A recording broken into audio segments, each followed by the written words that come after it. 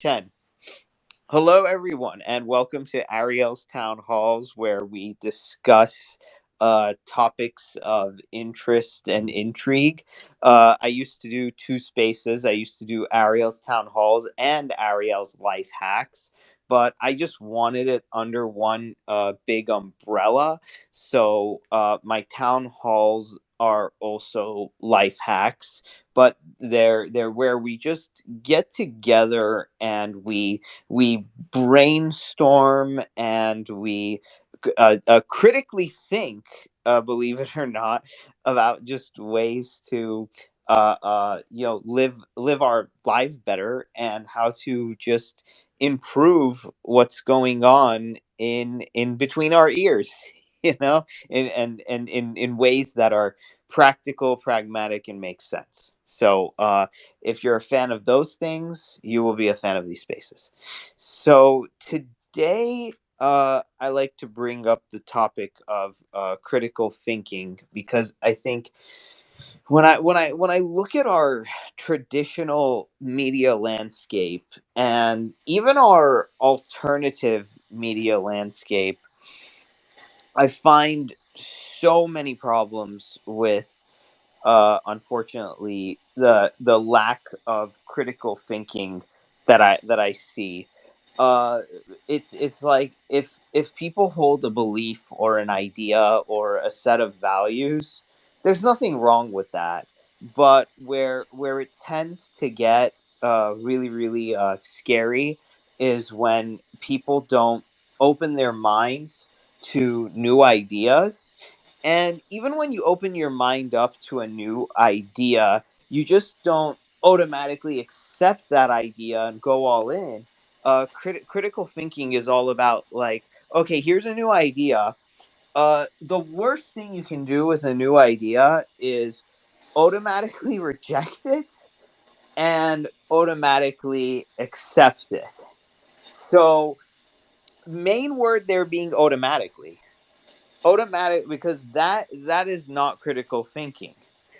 What you do with a new idea is that you take the time to study and investigate it first before you either accept or reject it. And those are the kind of movements that you have to think slow. And I see a lot of this not really happening and going on. And with that, yeah, I mean, you, Bryce, you can tell me if you see a lot of this going on too. Yeah, no. Yeah, I mean, I think that's the part of critical thinking that, I mean, it becomes rare because I finished a book recently by Jonathan Haidt, and Thinking fast and slow. Thinking Fast and Slow is Daniel Kahneman. I Oh read yeah, that one too. right. No, Jonathan Haidt is a social psychologist, and he's done studies on, what I'm really interested in is it's like why we think about the things that we do. What are our tendencies? Like the human nature part of it. And his studies have shown that it's human nature for us not to think critically. And we want to jump to conclusions. We want quick answers. When people tell us stuff, we tend to believe it. And Mm, that's just part of the human condition. right. And what he talks about in one of his chapters in this book is that, think of, like, you have moral intuitions, and he says it's the elephant and the rider. And I like this analogy Oh right. Sorry. because you have these tendencies. The elephant are your moral tendencies to want to believe one thing or another, and the rider is kind of it's your critical thinking skills. It's that slow thinking mind. And it's like the rider has some control, but the elephant is very powerful. So you would think that people gather evidence and come to a conclusion, but in most cases they already have a preconceived tendency or notion about something, or kind of a decision that they think they're going to make, and then they start looking, and then they start using evidence that they pick up along the way to fortify their position. So we're not really natively thinking about things to try to find answers. We already have kind of an answer preloaded in our mind, and then we're picking up pieces of information to try to support that kind of conclusion you already have loaded in the gun. And Right. yeah, and I mean, you feel it in yourself, right? That's where you get to things like cognitive dissonance when you're Hmm. presented with information that's contradicts something that Conflicting. that's a belief. Your tendency is to reject it, right? Is to fight back and to push back.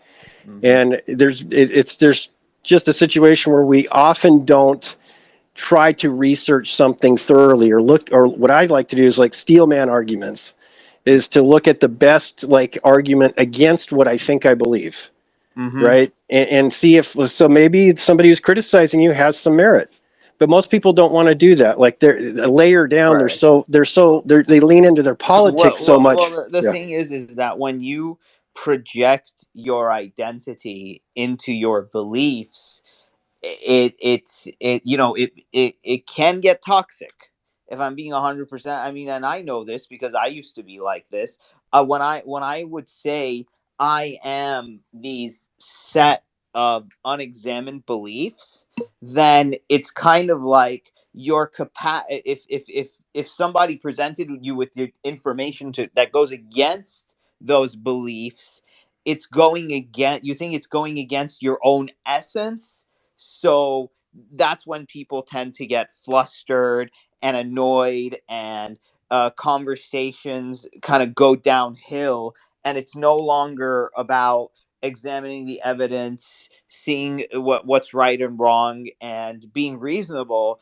It's about like mudslinging and cussing, and we get into very, very uncivil kind of like bad territory with that kind of approach. So it's funny, like the example that I wanted to come up with in is like typically it's like you know when you're young, and it's like maybe you like kind of playing video games, and then your parents kind of look at this, and then they're like, nothing good comes out of this, you should just stop. And it's like, that it's very was it automatic and unexamined.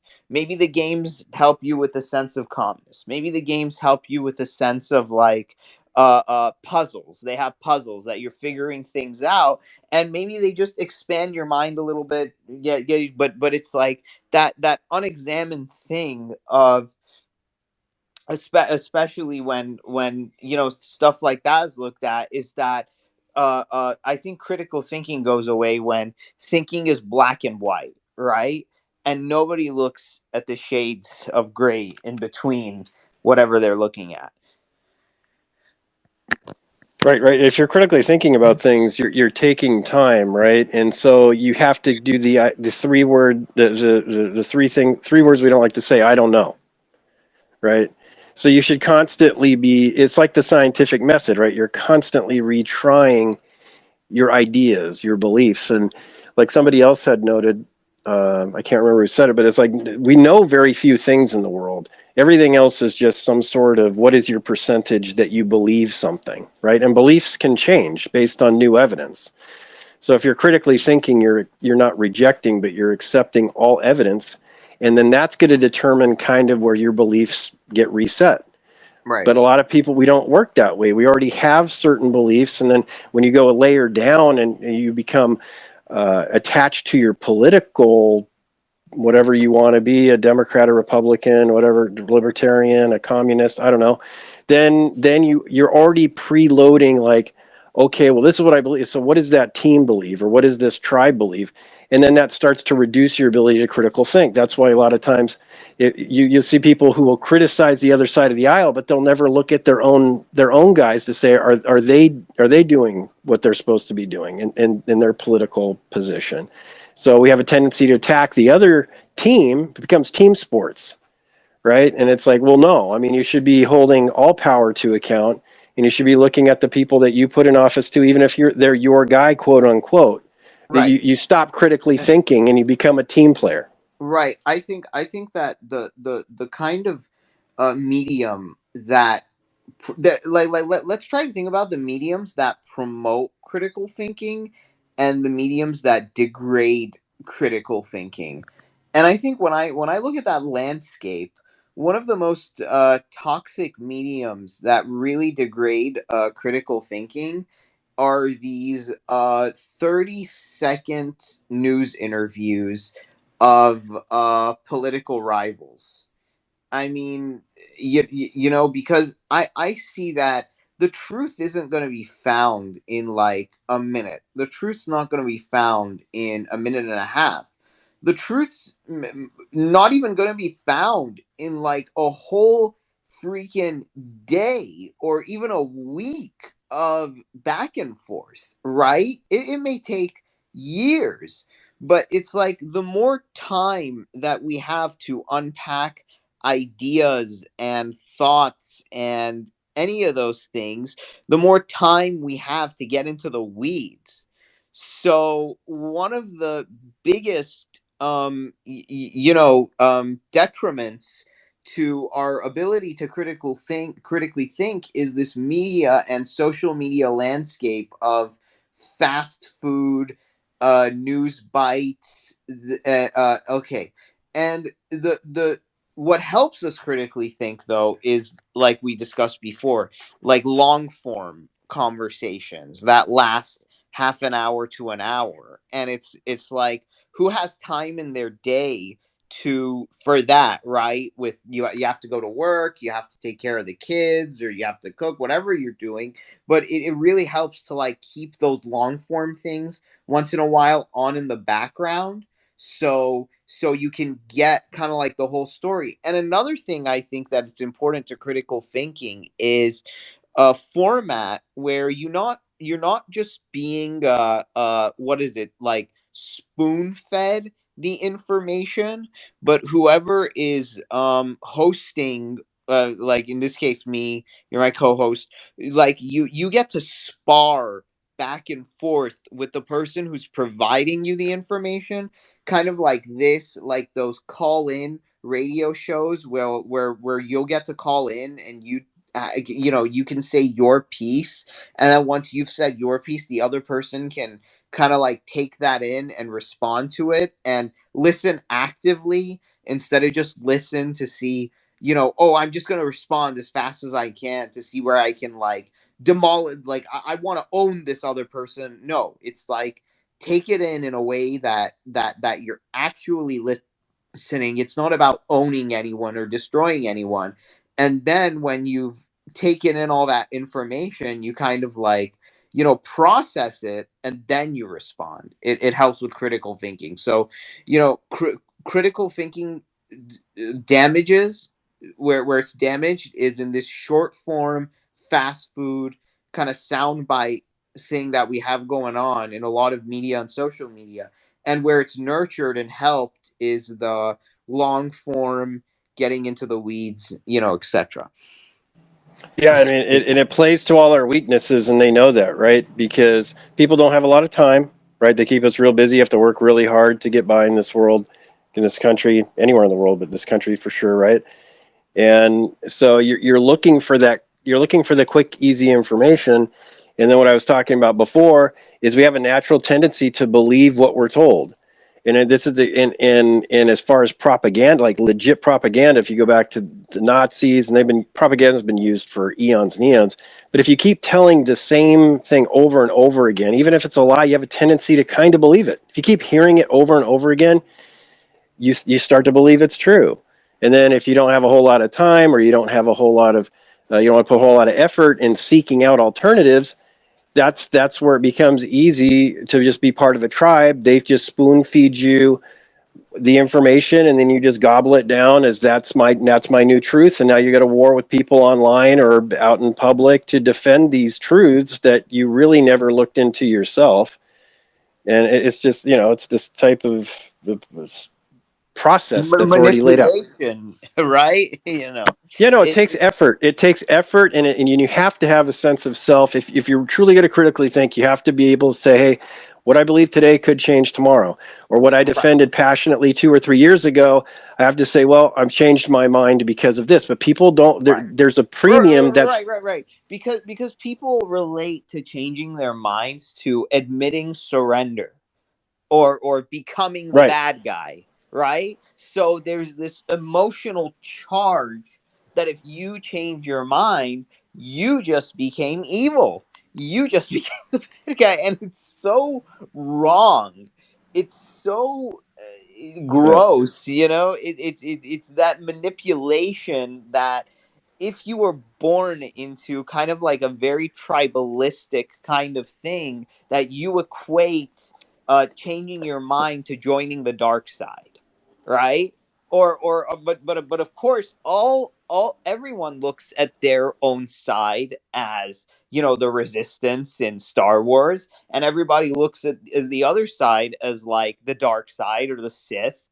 And the manipulators, they got you by the balls, or, you know, or your other genitalia, you know. They got you by the ovaries or the Yeah. balls, you know. Yeah. But Paul's I got his like, hand up there. Go ahead, Paul. right, go ahead, Paul. Well, what happens is that once you dig in on a side, and if you change your mind, you decide that you're wrong, then you have to question, what else have I been wrong about? And most people are not willing to dig into themselves that much. It's just easier to say, this is what I believe because it's what I've always believed, and I'm going to continue to believe it. And it doesn't matter what you put in front of me, I'm dug in. I'm not going anywhere, because then if I back down, then I have to walk with my tail between my legs. I have to admit shame. I have to have this, this humiliation of being wrong. I chose the wrong side, and people just don't want to do that. And that's part of the problem and all, is that they think they're going to be shamed if they change their mind. I change my mind all the time. I look at what's put in front of me, and that's what dictates how I think and how I feel. And I go digging. I look for more information, not just to prove myself right, but to prove myself wrong. Yeah, that's a great point. And again, that's part of Western thinking as it relates to like the scientific method, right? I mean, you're constantly testing what you think you know, and like I said before, what we know is very little. Everything else is just some variation of your percentage of how confident you are in your beliefs. But to go back to what you said, Ariel, real quick, and then anybody else, if you want to chime in and say anything, come up to speaker, or if you already have a mic, you can go ahead. Is that we put in our culture, we put a premium on consistency. And so there's always a lot of pressure, right? To be like, if I change my mind, then therefore I'm being inconsistent, or it seems like it's wishy-washy. When in reality, it's the exact opposite, right? Again, your belief should always be liquid. I could say I'm 90% sure, 70% sure, 60% sure on what I believe, but I mean, my mind should always be open to the fact that there's information I've yet to see or new information that yet to evolve that might put me in a different direction. And but like what Paul said is absolutely true, is you have to be able to dig deep within yourself and be able to put it out there and say, hey, this is what I believe. But if something changes, to say, hey, I've changed my mind on this based on this new information, because what we think is we're trying to get to an endpoint where we're getting the best information, and that's what we believe. But it works in reverse for so many people. Right. And there's also a sunk cost fallacy going on with critical thinking as well, right? It's like you invest in an index fund or a stock, and it's lost 20% of its value. You're like, no, no, no, no, no. I'm sticking with this thing. The value is going to go back up, but the value keeps going down and down, and then maybe someone tells you like, if you don't back out, you can lose everything. But it's like, no, no, no. Like, this is a horse that I bet on, or something like that. And then you see it in like businesses who maybe refuse to change their business model. They're like, this is the way we've been doing it for years, and nothing's changing. And then it's like, well, we're losing clients, we're, losing profits. No, it doesn't matter. This is what works. This is, and that's it. It's like you've invested, you've made that initial investment. And sometimes it hurts to make an investment in something because you put your time in there, your energy in there, your effort in there. But once the ship starts, sinking, are you going to go for the lifeboats or go down with the ship? and some people just choose to go down with the ship. And with that, I'll go to Paul. Well, I'm going to piggyback on what you just said. I got 20 years in the casino industry. Okay, craps, blackjack, roulette, all the little carnival games, poker. Okay, I have seen so many people that come in. I have a system. I have a system. I read this system in this book. This system's going to work. Now I've invested 20 grand into this system. It's got to work. Now I've invested 50 grand into this system. It's just got to work. Now I've invested 100,000. How much are you going to continue to invest before you take a look at that system to see it's not really what's going to work, because the system is designed for you to lose. You might get lucky every once in a while. Someone might catch that roll on craps that lasts 40 minutes and makes a killing. Someone might catch that plus hand on blackjack and catch that couple grand. But in the long run, if the casinos could be beat by a system, they would all be out of business.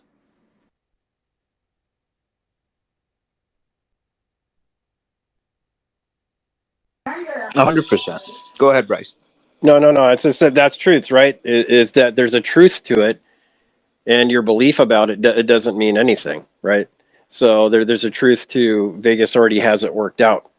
Like there is no game in Vegas where where the player has an advantage, like a pure advantage. They might in single deck blackjack if they're counting cards, right, Paul, something like that. But other than that, you will not beat them over the long haul. But Exactly. but knowing that, see, if you're a critical thinker, you're going to say, okay, oh, I saw this system, and I've seen it before too. Like there's something called, Paul, know that like the Martindale system, right, where you just keep doubling your bet until you win. There's other ones that are very use that in roulette. There's other system. I've seen it too, and I got excited about it too. But it's like I didn't really put it into effect. But it's you have to. But if you're a critical thinker, you're going to think about, okay, well, wait a minute. Let me see what people are saying about this. That they say it's bullshit or how it's not going to work.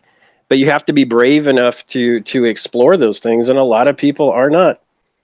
They are not. Once they dig in on something, it's that Jonathan Haidt thing about the elephant and the elephant rider is your instincts and your intuitions are the elephant. They're going to steer you in a direction unless you're going to be a good rider and fight it and hold those reins tight.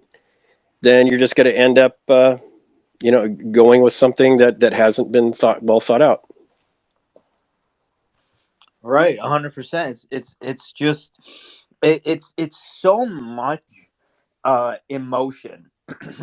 And I don't care what Ben Shapiro says, that like facts don't care about your feelings, but your feelings are gonna feelings will create facts when people act on their feelings. And the fact is that it could make people miserable. It could make them ignorant. That's what goes on. So it's that. And then once they know, once the people who are trying to there's always a profit motive, like in some of these cases, who are trying to sell you on a vision or an idea or on an investment, they're going to use your lack of critical thinking skills against you. And they just and if you haven't kind of like trained your critical thinking muscle, you'll just fall for it hook, line, and sinker. I mean, look at all the people who invest in these multi-level marketing things, and the proliferation of all these scams and multi-level marketing. They just they You go into like this arena or this stadium or this coliseum, they have a charismatic person up there talking about like how much money they've made and how they've been able to be financially free and afford this and that. And then everyone's caught up in this feeding frenzy of emotions that critical thinking skills just fly out the window, and it becomes a mob mentality. And the dissenter is always like the heretic. This happens in capitalism. It happens everywhere. Yeah, forward. You got a mic if you want to chime in. If you got anything to say, go ahead. If anybody else has anything to wants to talk about the topic about critical thinking or any experiences, they've had, or trials or tribulations trying to get to learn the facts about something and fighting off, feelings or group mentality that are trying to forces trying to steer you in a direction. Go ahead. Yeah, personally, I feel like a big reason why people don't do all these critical thinking um, that you guys are talking about, like, seeking, like perspective seeking, right? Like seeking the perspective of the other side or the other side of the argument before you make up your mind, or the fact that people like they double down and dig their heels in, and like you don't have the right to be wrong anymore, and so it's like if you do end up on the wrong side, then it's like it's just people want to save face, and then it's just a lot of stuff that goes into that. And also like what Ariel was talking about, the fact that people like they take these identities that they have and they essentialize it, or their beliefs, they take the beliefs that they have and they make it their identity. And so if someone disagrees with your argument, then people take it as an attack on their identity, compared to like, you know if you compared to like if you were to say like, this is not who I am, but this is just something that I hold.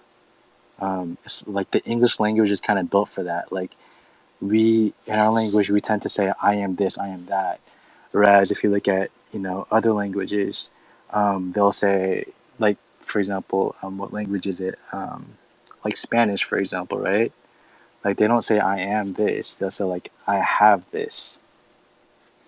But I think it does have a lot to do with the fact that we do have a two-party, two-team system in America. And because we have this two-team system, I feel like what that does is it creates these. First of all, it divides people into two different echo chambers, and then people go into these echo chambers, and then they it becomes tribal, to where people only listen to the people within their echo chambers.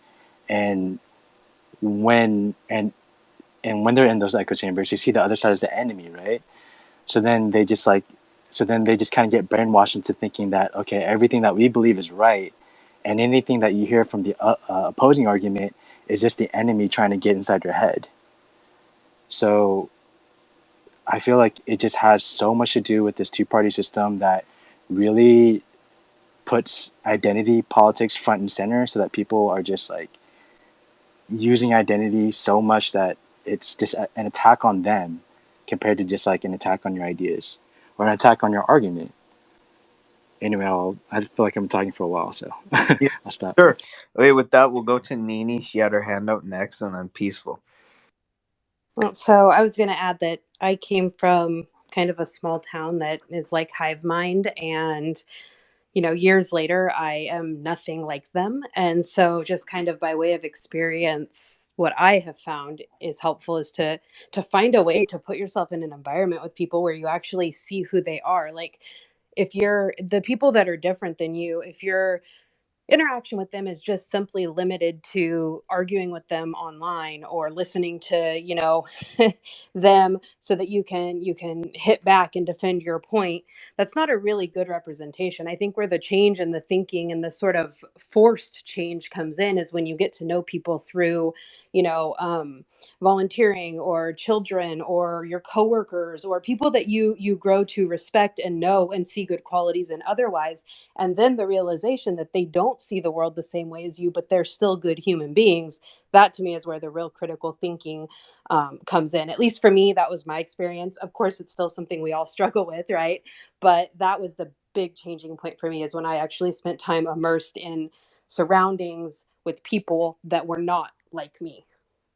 Right. So, Yeah. oh, sorry. Oh, go ahead, Skylar, and then we'll go to Peaceful. I was just gonna say, just to piggyback on that, I 100% agree with what you said, and I feel like a lot of it, that exposure that we don't get, is because we do have a lot of segregation that is, I mean, some of it is just kind of like by design, but then other parts of it are kind of like self-reinforcing, or like we kind of self recreate it.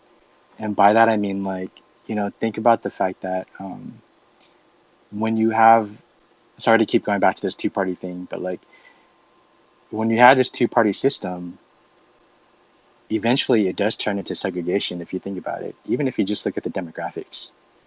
Um, and not only does it turn into segregation, it turns into segregation not along just racial lines, but by geographic lines too, because people start to look at party politics as like, oh, this is the coasts between like the middle, or like the city versus the rural. And then you have a lot of this kind of like, you have, as inequality continues to rise and people feel more and more, so like people at the top, they're going to start to feel more uncomfortable. They're going to start to isolate themselves more, um, to get away from, people from the bottom, because they feel like, I don't know, they're going to come after them or whatever. Right. And then you have all this type of segregation going on. And because you have different things that kind of design neighborhoods where, like the rich try to live in one part of town and poor people live in another part of town. You just have all these things that just continue to put up these fences, and so people can't really expose themselves to that diversity. And so what ends up happening is there's just no like so I don't know if you guys are familiar with Andrew. I don't know if you guys are familiar with Andrew Yang, but he has this policy that he talks about called like the American Exchange Program.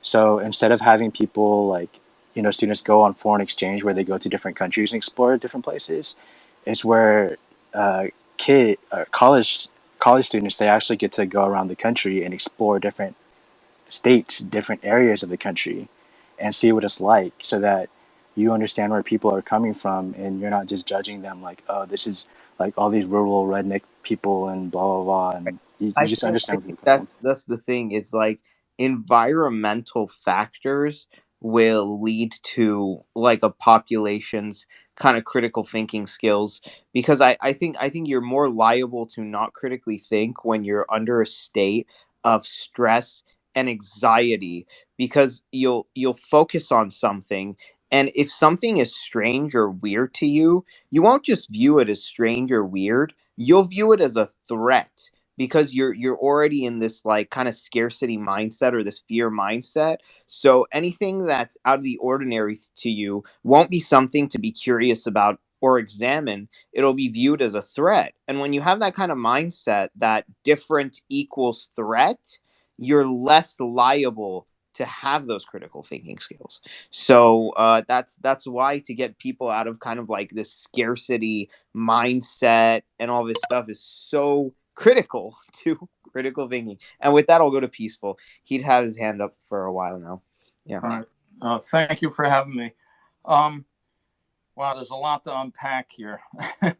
um, I just want to say that, first of all, like with critical thinking, we have to admit to ourselves that we all do have come to the table with our own biases, whatever it might be, political, religious, you name it. We all, and let's face it, if we're 100% honest looking in the mirror, that's what it is. Um, I've been in, since I've been with Twitter, I've tried to go in as many diverse, different uh, spaces as I could. And I'll tell you, I was in one today. It was 100% vitriol. It was horrible.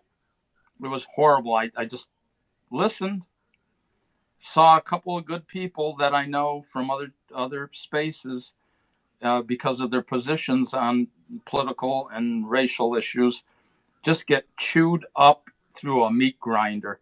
It was a horrible experience. I had to jump out after a while.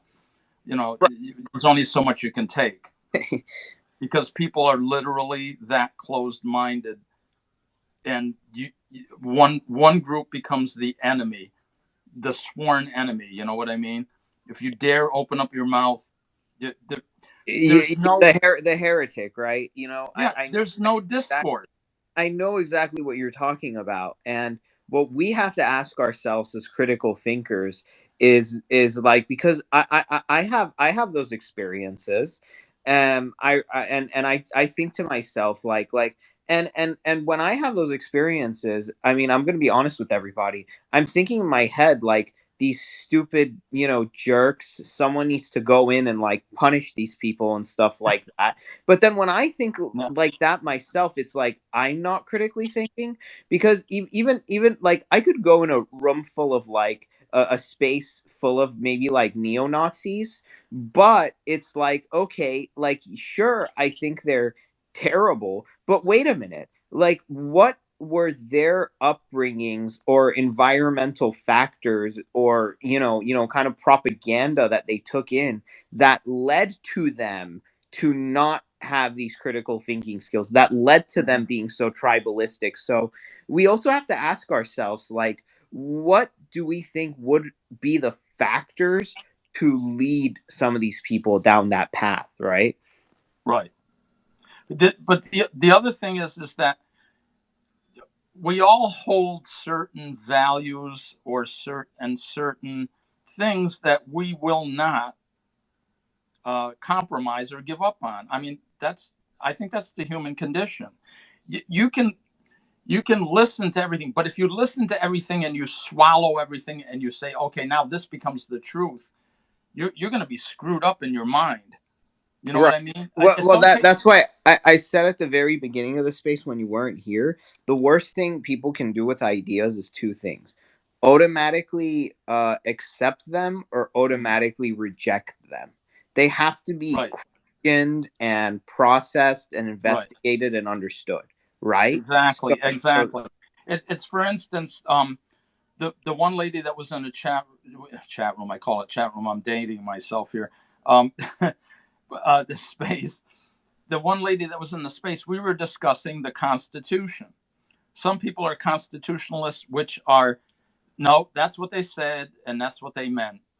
Judge, rest his soul, Judge Scalia from the Supreme Court was Yes, a that's traditionalist.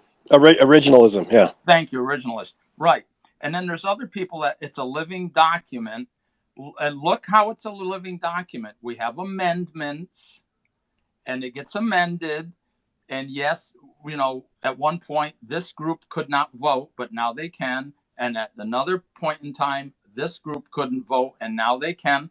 So we are evolving. It's kind of like an evolving right, document. right, exactly.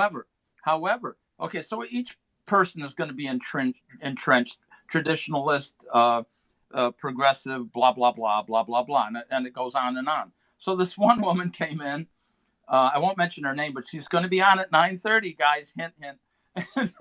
Debating with somebody, and both people I know from being in other spaces with them. It's going to be one heck of a debate.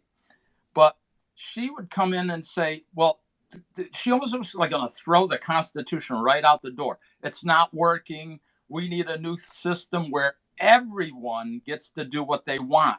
I said, well, I chimed in and I said, first of all, that's almost like I stopped short of anarchy, but I said, you are looking for utopia, and that's never, never, ever Right. going to happen with So human that beings. so right. So we have, and we do have to get moving to the other Yeah, hand. okay, go But ahead. I'm we sorry. I didn't we mean. have this idea that let me, oh gosh, I hope Aisha didn't leave because she was waiting, but oh, there she is. I think it's probably a connection thing. Hi Aisha, I did see you come up and I Okay, did see your hand up.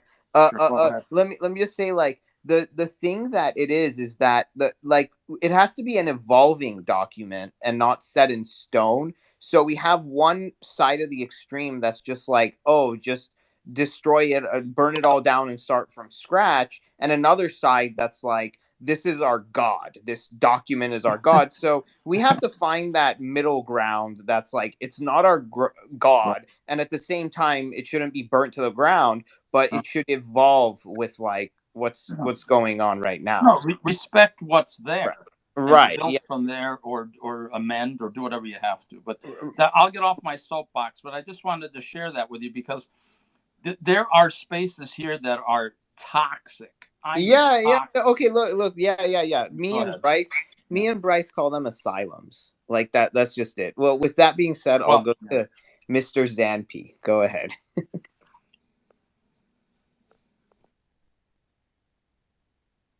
Mr. Zan, okay. Hello. Can you hear me? Yes, yes. Hi. I'm digital artist from Kosovo. My name is FF Vulkan. I'm new at this NFT work. I make half human, half monkey art. Okay, hold What on. do Sir, this isn't an NFT room. So, I mean, we're talking about critical thinking. So if you stay on the topic, you know, Yeah. we hear you. That's great. There's tons of NFT spaces. This isn't one of them. Okay. Okay. Not problem, bro. Thank Okay. you. Okay, sure. No Okay. problem. Good, Okay. good night. Good night. Okay, take care. Okay. Take care. Go ahead, Paul. Yeah, I was just going to piggyback on the critical thinking aspect of it. One of the things that we all have to realize, the most important part of critical thinking is the art of argument. And I'm not talking about cussing and fussing and all of that. I'm talking about premise, conclusion. You know, and a lot of people don't even utilize that in deciding if something is a valid or sound argument, let alone know what a valid or sound argument is, such as all cars are blue. John owns a car. That's premise A and premise B. Conclusion, John owns a blue car. That's a valid argument because if all cars are blue and John owns a car, his car is blue. Now you have to look at that valid argument and determine if it's a sound argument. Are all cars blue? If you don't know, you need to find out before you can even go to that conclusion and determine whether that conclusion is true or not. Once you find out that all cars are not blue, then you know it's not a sound argument because all cars would have to be blue and John would have to own a car for it to be a sound argument. So once you understand that aspect, then you can start looking into things that go into a greater depth where there's a lot more premises before you can reach a conclusion. And you can't take what anybody else says as 100% truth. You have to dig a little, you have to research a little. Now, sometimes the information can be controversial. So you have to determine which side sounds more realistic and more plausible. This is where deductive reasoning comes into play. If you don't utilize the art of the argument and deductive reasoning, and then of course you have logic and common sense to throw in there, you're going to be lost, and you're going to easily succumb to the propaganda thrown out by the left and the right. And again, I'm an independent. I don't pick a side. I do lean a Ditto. little more left due to the humanitarian values that I have, but I don't pick a person because they have an R or a D in front of their name. I have certain values that I go by, and that's how I choose. That's it. Just who, where's the logic, where's the pragmatism, where's the problem solving? You can have an F next to your name or a -1, even a digit, I don't care. Will you get the problem solved? And with that being said, I see you, Catherine, but I'm gonna go to Asia first because she had her hand up, dropped out, and then I'm gonna go to you. Thank you. Hey, Ariel, thanks. Thanks, guys. Yeah, my Wi Fi cut out for a second. I love this conversation, and it's so important because critical thinking is really a power. It's a tool that most of us don't realize that we have. And when I say that, everything that Paul said is just dead on. You can really construct a solid debate, when you go through, all the logic points that he pointed out. But it really starts with where you're coming from in terms of disbanding your ego. So, when you enter a space, when you enter a discussion, are you there to learn? Are you there to be curious?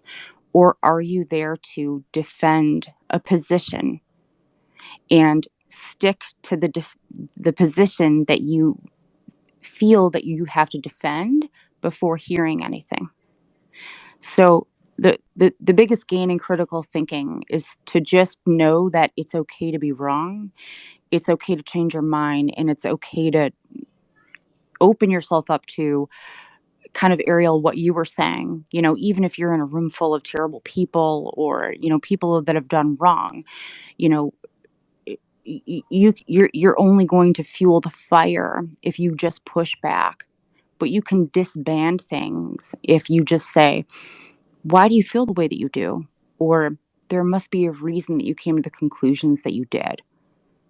It's really just it's just as simple as it's just about goodness and embracing understanding and realizing that you may not know what you think that you know, and you just have to be open to it at all times. Yeah, that's a great point, and it's hard to do. Let's It face it. is. Like, It is yeah, hard to do. yeah, like Exactly. especially when you're a group like Aisha. I've been in some rooms as a listener with you and some others, and sometimes these rooms tend to slant in one direction or another, right? Yes, of course they do. Lots of times my comment when I request a mic, I know people cringe because I interject other information into the conversation. But it's coming from a critical mindset. I'm an registered independent as well, but sometimes when you hear something, it's like, okay, well, I have something to add. Now they may not like to hear this, but this is a truth. This is something you can research. Right. You can look it up. But it's seen as there's an emotional response, like, oh, this guy's on the other team. Oh, this guy's trying to poison the conversation or something like that. So sometimes I don't speak because I feel like I'm going to get mauled in some of these conversations. But I'm coming from it saying, hey, we're looking for truths here. And I think there's a lot of people out there that are just looking for better outcomes. That's why I deal so well with Paul, is because Paul is a guy. He's a progressive, right? And he has some feelings about things that I don't necessarily agree with personally, but that's okay. But I know he's interested in results, and because he votes one way now, he could vote another way in 3 years if that other side picks up a position that he thinks is part of his moral foundation, right? Right. Yeah. That's important. Yeah, Right. that's important, that you have to be flexible, and that you have to take into account, like the other gentleman said, your biases and the heuristics that you use to analyze things, and say, am I really objectively looking at stuff? And is this person that I feel this emotional like cringe towards, could they be right? I mean, you have to Right. face that, right? I just think it's so funny when I see you in rooms with the Sylvester Stallone poker face, and nobody can really tell like what's going on back there until I DM you. Anyway, Yeah. And I with love that it. And I with that love it being when said, Bryce comes into a room because again, there's a lot of times I will be in a far left room, and Bryce will pop in, and it's just like, all right, I got to get Bryce up here and all that, because as yeah, soon as Bryce comes up, he's going to throw a wrench into the cog here, and people are going to be like right, twisting in their seats, and they're going to be, automatically going, no, no, no. And it's just like, right, wait a right. minute. I know He's Bryce, and not part of Bryce Yeah. is bringing logic to the table. Listen to the man speak, right. I always got your back, Bryce. No, I Always got your appreciate it. back, I bro. There's appreciate it. no group think with Bryce. Anyway, Catherine has been waiting for like a long time now, so let's give it to her. We'll go back to Peaceful Warrior.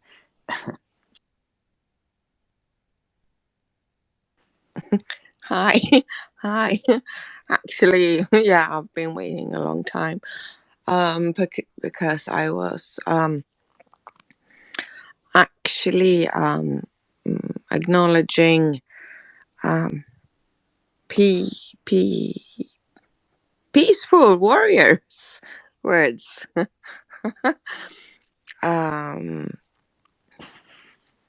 Because I read an article, and actually when you called up on me now, I was looking for it. I read it's a column. It was a column in a big Swedish newspaper, but the headline was that the US is losing its democracy, and it was pointing out why. Because of lack of critical thinking skills. Yes. Yes. And yes. I mean, Sweden, we are quite in the line of what a democracy is, I believe, in the world thinking. I'm quite tired but I'm not I can't sleep, so that's why I'm listening to you. Sure. Yeah, but as long as it's good, you're getting the gist of the room and everything like that. But yeah, let's go. I see. Peaceful. You have your hand up. You have something to say? Yes. Just want to give a couple of shout outs here. I agree, Paul. I agree with you. Bryce, I've known you as BBQ, and we've been into other spaces together. So when you're there, I feel a little bit more comfortable. Not that you take the heat off, but No, I seen you. Yeah, I recognize you too. Yeah, yeah, you bring kind of a middle approach. I appreciate. I I recognize those people out there. There's very yeah few. Paul's one of them. You're one of yeah. them. Ariel's one of those guys. But yeah, thanks. And you know what? Like I said, I was in a very toxic space this morning, one of the worst I've ever been in, and yet, no matter where, I'm going to take a shot at both parties. But if you go into a GOP room space, or you go into a Democrat space, it's so much of silo. Uh, what do they call it? The echo chamber silo, and it's after a while Right. it's disconcerting because there's no room for a middle position, and that's why we need more parties. Thank you. Yeah, 100%. Anyway, I just want to say, we do have two new people here, so I do want to give new people priority over the people who've already had a chance to speak. So, Andre, I know you don't put your hand up, but you can whenever you want, and I'm never gonna force people to say anything. And I think, but Bakhtiar Hassan, you have your hand up. I think are. Are you Persian? You don't have to answer that. Oh, Hi. wow. Hey, how are you? My name is Persian, so if you are familiar with Persian, Yeah, I speak Farsi. oh, you do? Oh, okay, so it's a Farsi word, Bakhtiar, which means, Bakhtiar, yeah. here you go. For some of the folks here, it's going to be a critical process to thought about Bakhtiar, how to pronounce. So maybe they have to go through the critical thinking as well. you know. So if of course Farsi, Bakhtiar, luck, yar, friend, so Bakhtiar, lucky friend, sort of a thing. So it's not a rocket science. So thank you so much for giving me the opportunity. So I think it's a refreshing conversation here. I joined a little bit ago. Uh, I believe people are really losing this extremely important piece, critical thinking. And the most important element, I believe, it's contributing towards this process is the social platform where people are not really thinking, just posting and pushing the words, whatever they have in their mind, without knowing the impact as a result of that statement or post or whatever you can call it. So there is a definitely need to reform such critical thinking, evolution in the society, in community, in general, overall. And this is where actually we are losing a lot of ground as well. So think about assessing someone's capabilities, the skills, the strengths, communication, effectiveness, whatever you can call it. And if you take this to a next level, in terms of your job, your career, your work, how you can relate that to this process. So what should be the course of action that we need to look upon and see this as a more evolution, sort of a revolution process to not enforce, but actually motivate and inspire people to think better, think logical, and that could actually not only help that individual, but also could help the society in general as well. So I don't know. I mean, it's a very broader concept, of course, but we are losing this so much, and I don't see this thing happening Way to do. anymore. I exactly know where you're getting at, man, and I agree. And I just think it's make critical thinking interesting or fun or Can, something like a puzzle, and get people engaged. So, let me just add one quick thing, then we'll go to Forward. He has his hand up. is I hear what he's saying too. What struck me was like, look, the system is rigged against us. The news has now been bracketed out to support certain positions. I watch this news station if I have this beliefs, blah blah blah. Social media is built on impulse. The fastest and the most controversial statements get the most likes and retweets and that type of thing. It generates the most action, right? The algorithm loves that type of energy. So to think critical thinking is against all of that, right? So in my opinion, that's why I love podcasts so much, is that you get a chance for long form understanding of certain topics. You can get, I mean, you have to look for them, right? It's wild, wild west out there. But at least you get a chance to listen to people who are experts or in the know talk at length, right, about certain things. And so you learn a lot more than you do, way more than like a 30-minute TV show, which is 15 minutes of commercials. It's been cut up. They've been prepped. They know the questions ahead of time. I think looking for as the public. So what can we do? In my opinion, it's supporting more of that type of dialogue and interaction. I would always love to see, like when we have these big topics, right? Universal health care and whatever the new programs that are coming out or bills, and it's like you have this one position and you have the other position. How about we get the best expert at some table in some long form discussion, like on some channel, a PBS or something like that, and have them like calmly debate it, moderate it, and find out like what is really going on here. What are the details behind a lot of these things to eliminate the confusion, right? I think that's the gist of critical thinking, is acquiring as much good knowledge as you can and then coming to a conclusion. I'm just saying that all the systems around us are built to do the opposite. Because of the profit motive for some reason, but because of some motives. Let's see. We'll go to Skylar and then Paul and then Aisha. Yeah, I agree with everything that you're saying, Bryce. The system really is designed for us to not be able to do all those things. You know, even that idea of having like a policy roundtable where you can have like a left and a right perspective come together and try to find common ground, and actually like discuss nuance or just like, you know, not try to be right, but like try to get it right.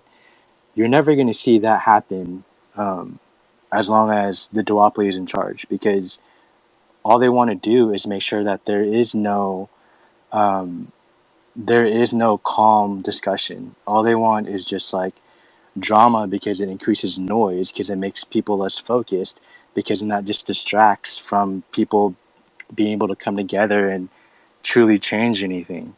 Um, the thing that I really feel like we could do to try to help change this is recognize the way that things are designed and try to counter that. So for example, you know, the reason why people it's so hard for people to admit when they're wrong and to back down is because it's unforgivable to be wrong.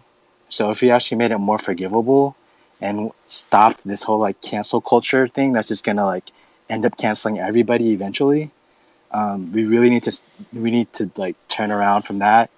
And even with Twitter, you know, when we go on Twitter and we have our timelines and we know the way the algorithm is set up to make sure that only the most like negative things go viral. And so when you one thing you can do is you can actually like subscribe to like what I personally do. I'll just throw this out there. One thing that I do is I have a list, and on that list I have people that I have followed them for a while, and I know from following them for a while how they make me feel after reading their tweets over a span of time. And I choose people that have different views across the board that I know are like good and honest actors. And I feel like when you do that, it's a much better representation of what people are actually like compared to if you just let the algorithm feed you. You're just going to get the worst representations and the most like stereotyping of the other side that you're going to see happen all the time.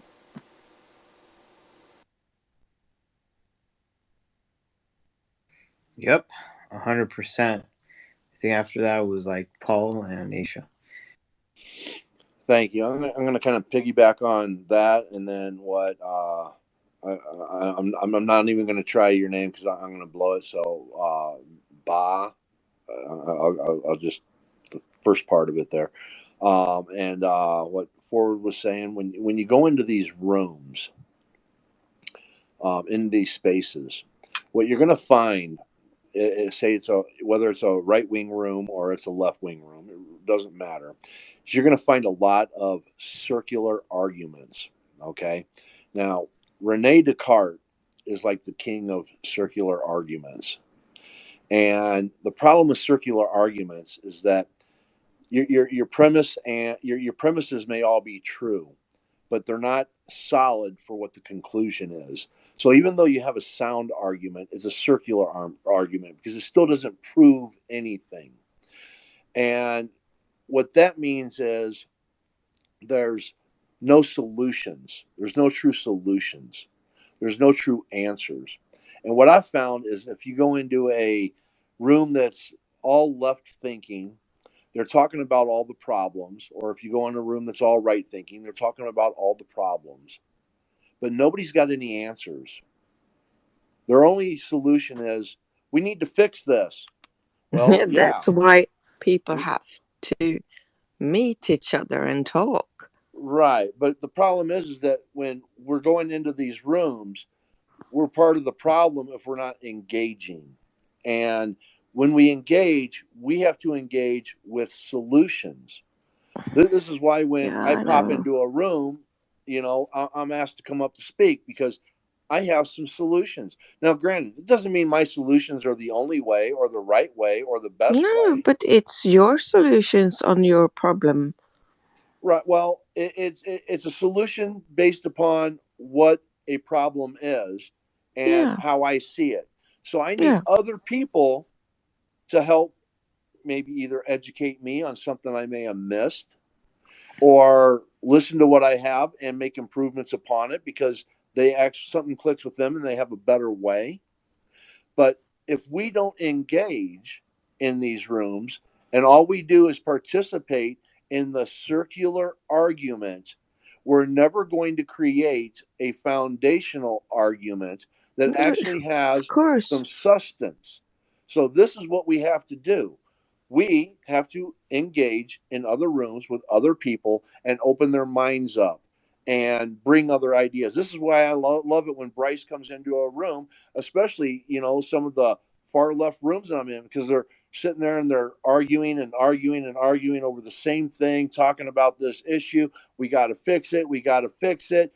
But nobody's given any counters. Nobody's given any solutions. They're just bitching about the problem. Okay, and I'm not picking on the left because the right does this also. Okay, I don't like either party. I pick on both. Okay, anyone that knows me knows that I pick on both. But we have to engage, and if you're a critical thinker and you're truly finding solutions and coming up with solutions, I encourage you, join these rooms. Don't just find a room with people that you can debate on a topic with because you got the same line of thinking. You have to go into these spaces where people aren't thinking the same way as you because you have to give them something. And granted, you're going to find people that don't want to hear what you have to say. They're going to lock you out and shut you down. Okay, that's their loss. They're going to continue with their circular arguments and they're never going to go anywhere. But the people that are willing to listen to what you have to say and you're willing to listen to what they have to say, that's what's going to help us all move forward. Absolutely. And just to chip in, I mean, I appreciate it too, not to make it a big hug fest here, but Paul's perceived by a left-leaning guy, and that's fine. That's the way he votes. Like I said, his values, his moral values line up more with that type of voting, which is fine. But I sometimes I see Paul when he's in one of these rooms and it just becomes kind of a bubble. And then he'll get up there and speak, and then he'll start bringing up things that are a pebble in the shoe of a lot of Democrats or left-leaning people that they don't like to hear, that maybe a conservative might argue, because this is what he's found in his research, or this is what he thinks the problem. And then I can see the faces disappearing out of the room. So it's like, it's like he's like soiling the water, right? He's poisoning the water by what? By bringing up what he thinks are truths or evidence that he found, that he thinks is true, that has changed his mind. But you see people start to disappear off the screen, and those are the ones I remember, because they're not here to have an honest debate. They're not here to try to figure out what the truth is or to find a compromise. Like, we have to have some level of compromise in this country. We got people, there's varied beliefs on a lot of different things. You can go back throughout civilization. We're tribal. We're tribal by just evolution, and so it's okay to have your tribe and whatever. So what did they do in tribal societies? Is they had their little thing, and then they got together. They, even First Nations people here, they'd powwow it up, and they would come to treaties and agreements between the different tribes, and they'd live peacefully together. Right there has to be some of that. And so when Paul gets in there and he drops some truth bombs that are inconvenient for the grand narratives for the left in this particular case, and it could be for a right in a right room if he was in that, although I don't see a whole lot of right rooms and on Twitter Spaces, but yeah, that's what I like, is like, if you come in and you're just the facts, ma'am, and if the facts tend to line up with your political priors, okay, good. You can feel warm and fuzzy about it, but you're going to come across stuff. I don't care who you are. If you're, I don't care what you say you are, Republican, Democrat, or other. You're good. If you're looking hard enough, you're going to discover some things at some time in your life that do not line up what you think those narratives are and what you're supposed to believe. And then you have a decision to make. Are you going to embrace it and investigate, or are you going to deny it and put the blinders on and pretend you didn't see that information and just go with the mob because it's just more comfortable to be in getting your back patted all the time? So it takes some bravery to be a critical thinker, for sure. Yeah, right. Yeah. Yeah, I don't have the privilege to have just three. What do you have in America? Is the Democrats, the Republicans. That's it. Republicans, and liberates. Libertarians. I have 9 different parties to choose from this September. So my my summer's gonna be a fucking hell of politics. Right. And shit making speeches from everyone. But it's kind of, when I think about it, it's kind of like, if you go into a store and you just had two choices, it would suck. But at least if you had more than two, it would be a little bit better.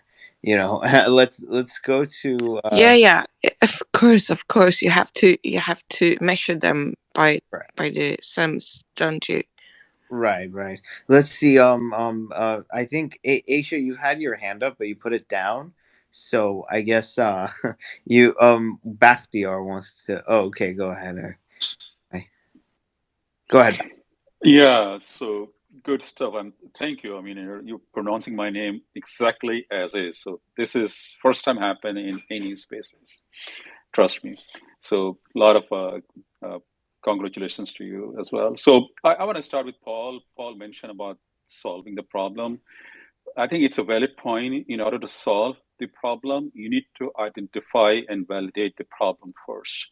And that's where actually the critical thinking starts from. And when you go to such spaces where people are listening what they want to listen and saying what they want to say, that's where actually you're going to waste your time. So we need to ensure that we are going to be surrounded with those who could also appreciate what you're saying in terms of listening, which is the most important element in critical thinking, and also to appreciate what you are actually suggesting, which means the problem solving skills that you have.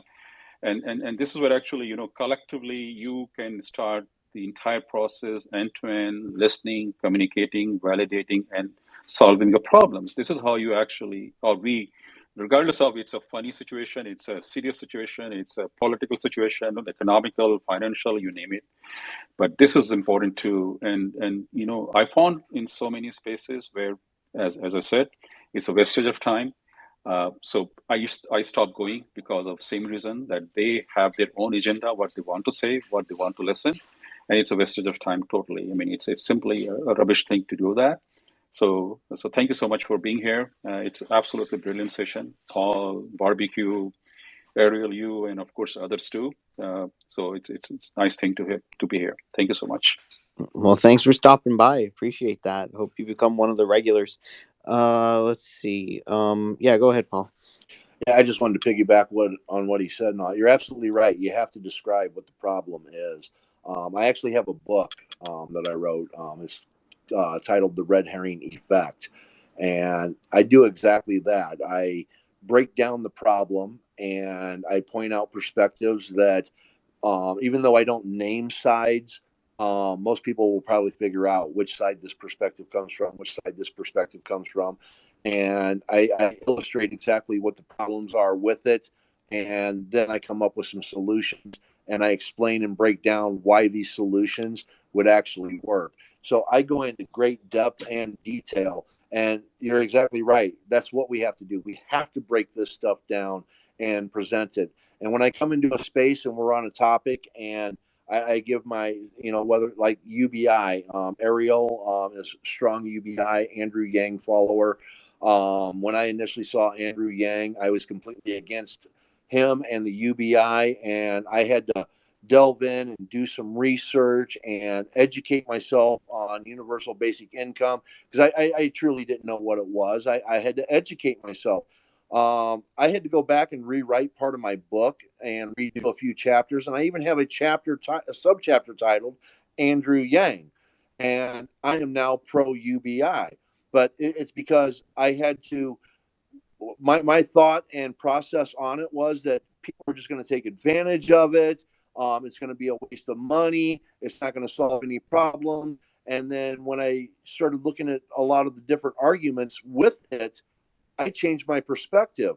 But that's where I differ from a lot of other people. I am willing to change my perspective on something because I am a critical thinker. I look at all of the different avenues of it. And once I had proven myself wrong that a UBI was actually a good thing, and I'm like now pro UBI, I had to prove myself wrong again. And quite frankly, I can't prove a UBI being a bad thing because there's just not any evidence out there to state otherwise.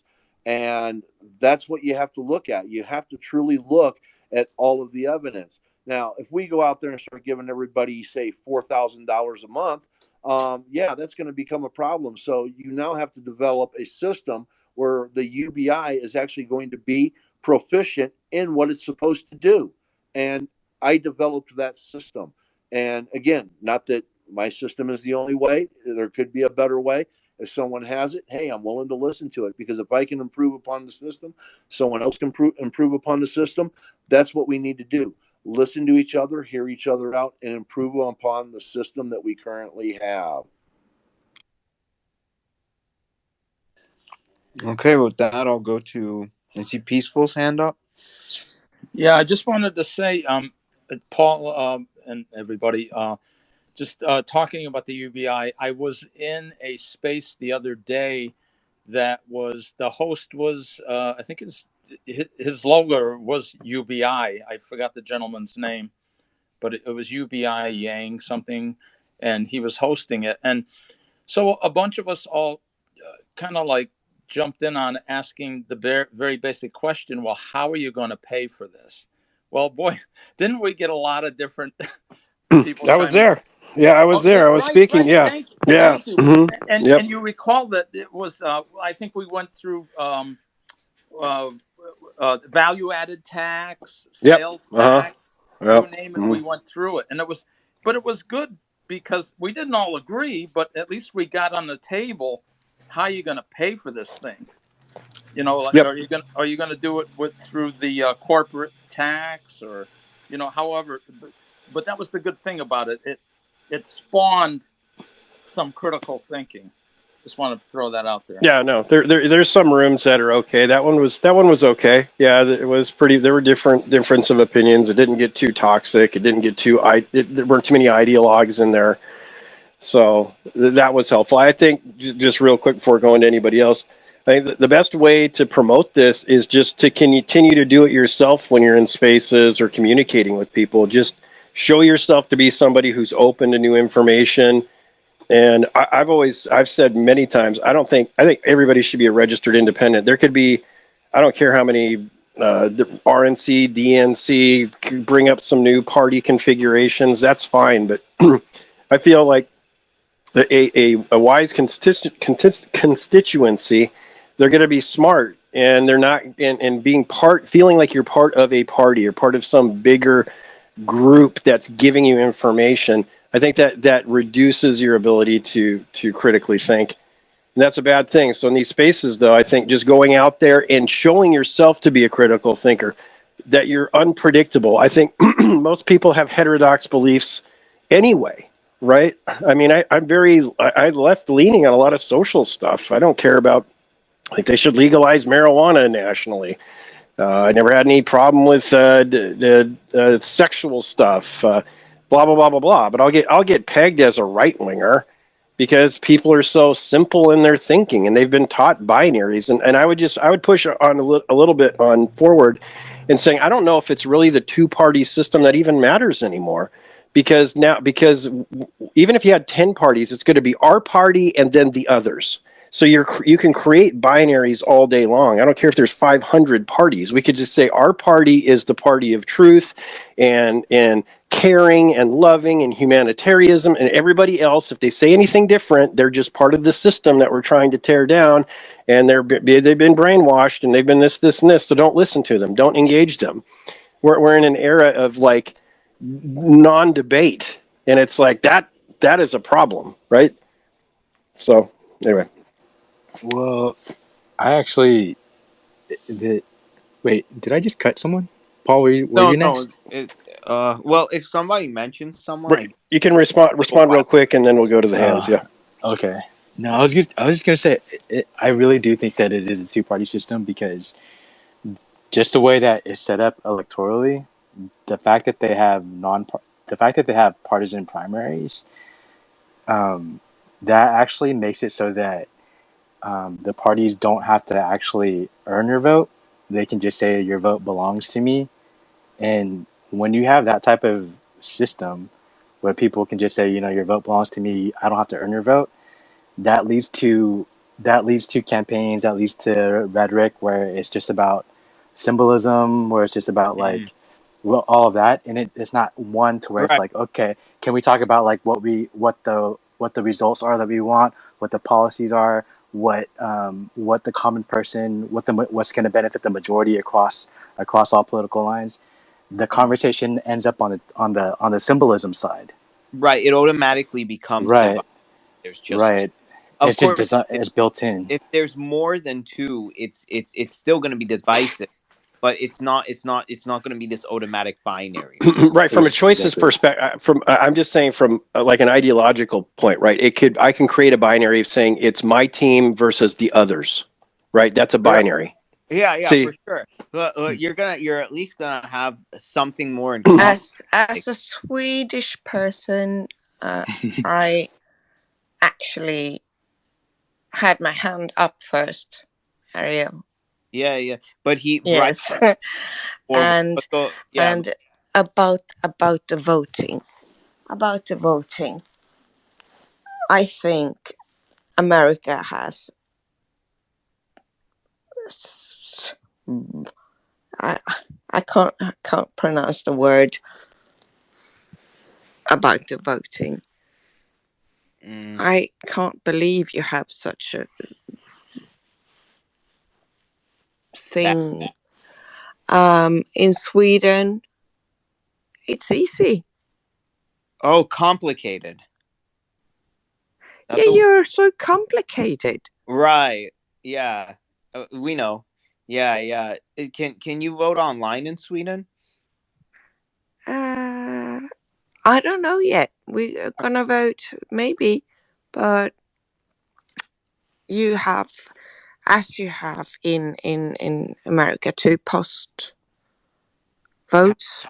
Past the post, like first past the post, we call. First past the post. Yeah.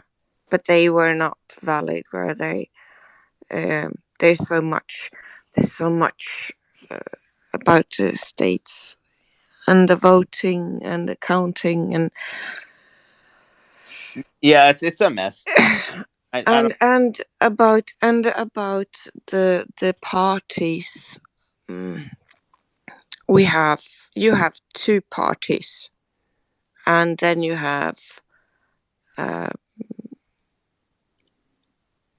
like people running inside each party for running to president or vice president, something like that. Yeah.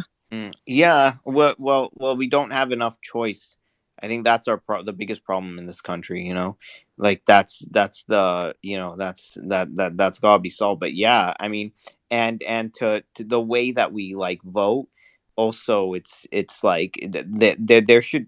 I mean, we get our money online, like things mailed to us using online, all this stuff. So don't know why voting can't be. But yeah. Point. Go, Paul. Go ahead. Yeah. Yeah, because that's not what it's like in Sweden.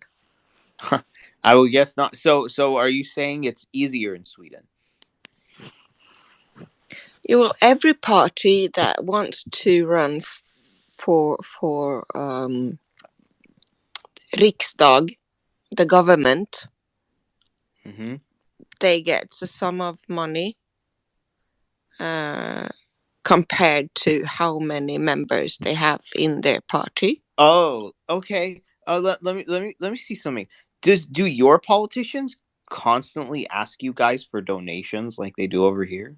No, Oh never, wow, never. good. Like I always think like they It's look paid like. by taxes. Yeah, I always think that our politicians look like beggars every single time. It's like they They keep. are. Yeah, I know. It's ridiculous. It's pretty bad. We have a shitty system over here. Here, Yeah, yeah, that's what I was trying to Yeah. say. yeah. I No, want. no. I That's just want. why. I didn't want to say it. Right? Yeah. No, that's fine. This is why I'm too polite. this is why it's a critical thinking space because we can dive very deep. Go ahead, Paul. You have your hand up, and then Andre wants to speak after that. Cool. Okay. Yeah, I was going to respond real quick to Catherine and then peace. I'll try to make it real quick and all that. In relation to the voting and everything, believe it or not, in the United States we have approximately 200 parties. A lot of people are like, "Huh? What? Wait, what?" Yes, we have approximately 200 parties out there, but the left and the right, the RNC and the DNC, they control who gets on the ballots. You have to go through all this stuff to be able to get on the ballots and everything. So you have to legitimize your party. You have to have so many followers. You have to have so much blah, blah, blah to be able to even get on the ballot. And that's controlled by the RNC and the DNC. So the Democrats and the Republicans control whether or not you can get on the ballot. So even though we have 200 parties, we only have two parties because they control all the rules. So that's why we don't have more parties jumping up because they don't have the finances to actually be a dominant party. That's why, like Andrew Yang's Forward Party, it's really not going to amount to much unless he can get the support and the money. The People's Party, not going to amount to much unless they can get the money and the support. Same with any other libertarian, constitutional party, Green Party, um, any other party that's out there. They're never going to gain ground because they're not allowed. Then I was going to address the piece when you were talking about how are we going to pay for it.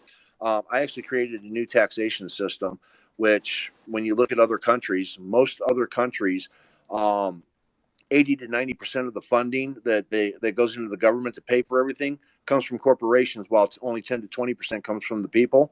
In our country, 10 to 20% comes from the government, I mean, from the corporations, and 80 to 90 comes from the people.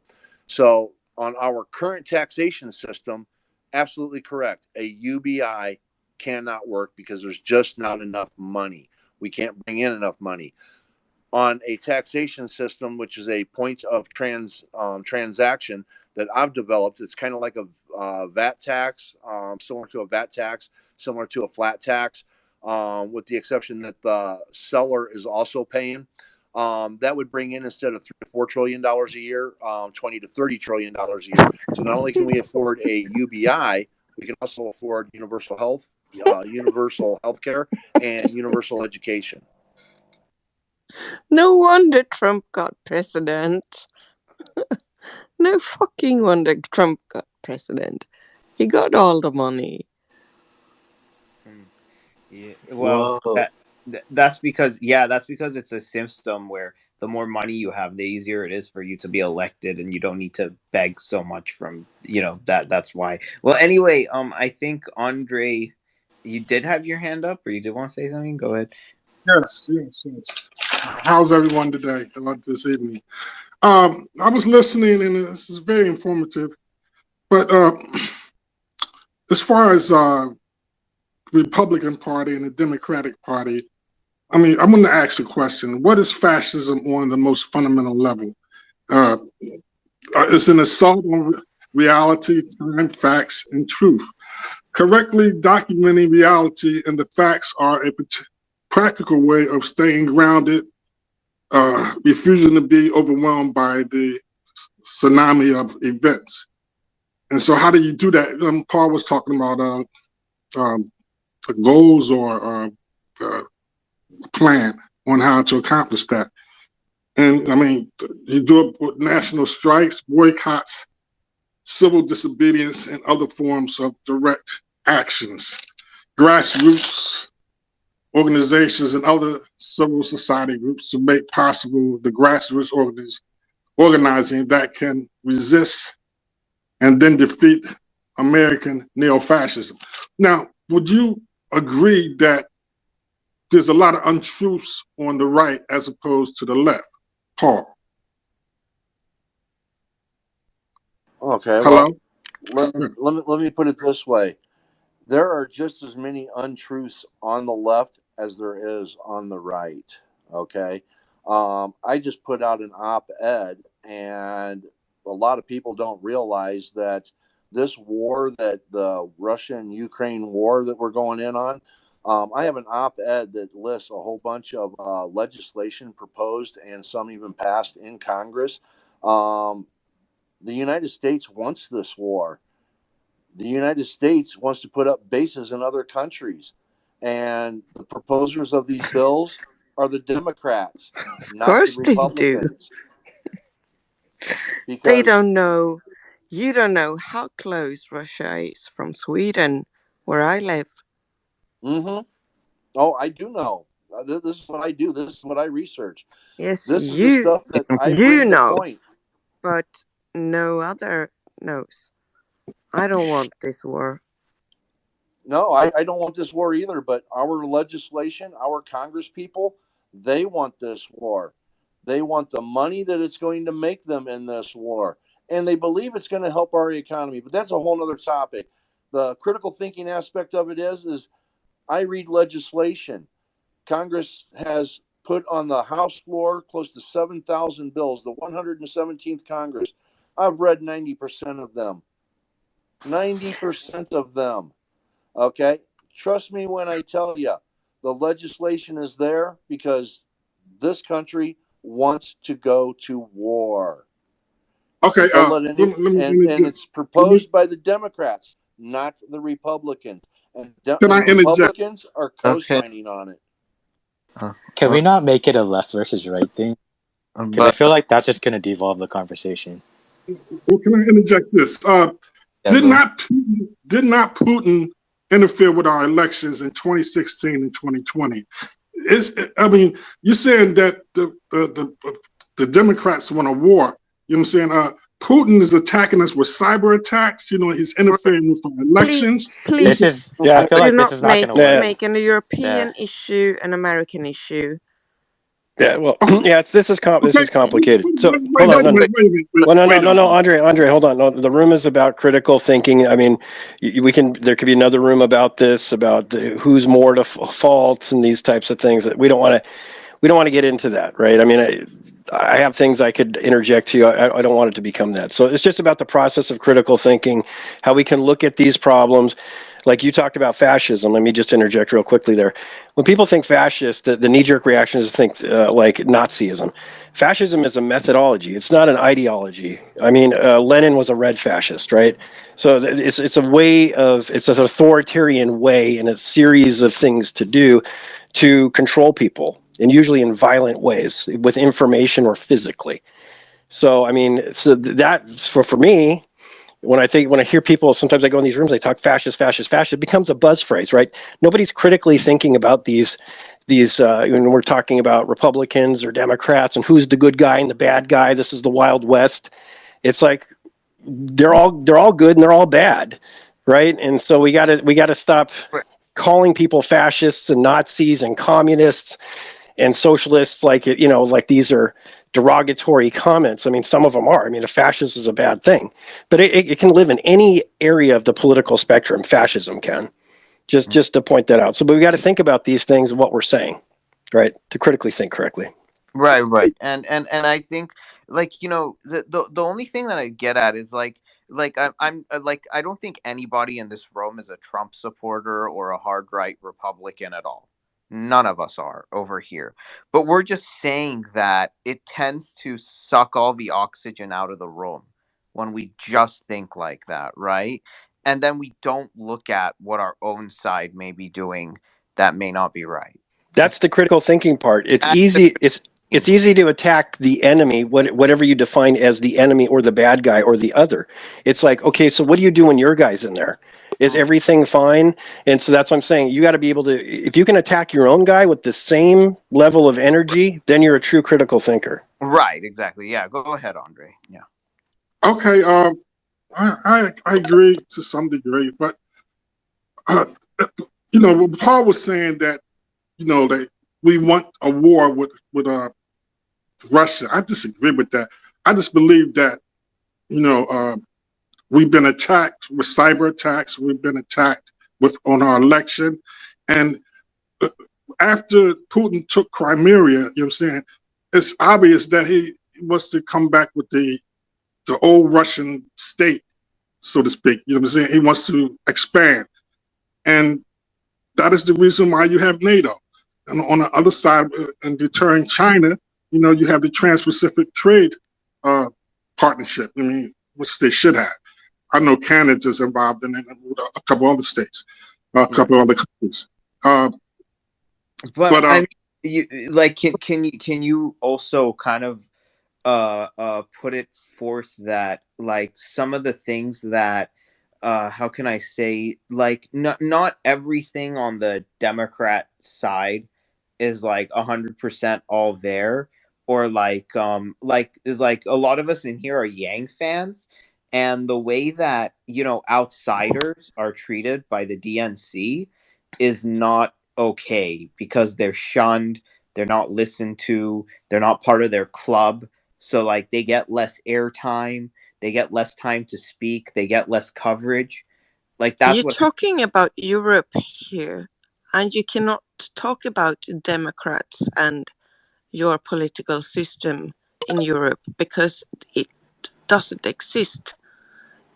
Yeah, I mean, that's part of this conversation. Yeah, right. If, like I said, if this is another room and you could really suss it out, right? And it's like it's more of a European problem than Washington making decisions, right? So there's some truth to that too. So no, I hear what you're saying, Andre, and it's like this is not. We don't want to counterpoint this to any detail in this room, but yeah, Well, we hear what you're saying.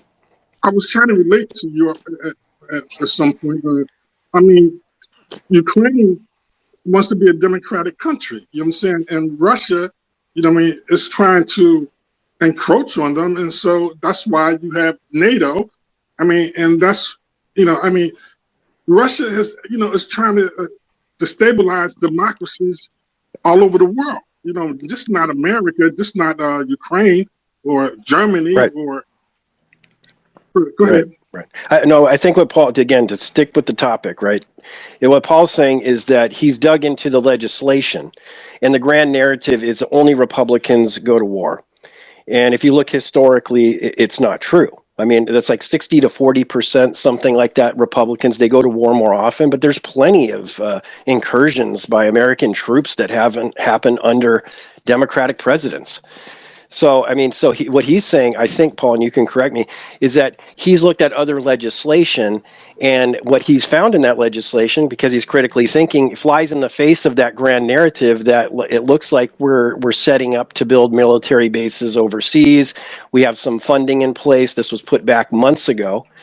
And that's some of what's happening now is in line with this legislation that was loosely worded that could fund such things. And so he's putting one and one together, and he has a theory on why this might be happening. Is that correct, Paul? Go ahead, Paul. Yeah. For the most part, Andre, I just sent you my op-ed, and I've given you some of the legislation with that. So again, in the aspect of critical thinking, since I read legislation every day, and when I came across this legislation, I'm just like, well, why would we do that? Why would we do that? And then suddenly I hit HR 6119, and it's just like, now all of these other bills make sense, because this is what the real goal is: to put military bases in other countries like Afghanistan, Burma, Taiwan, Lebanon, Syria, Turkey, and there's a half a dozen others.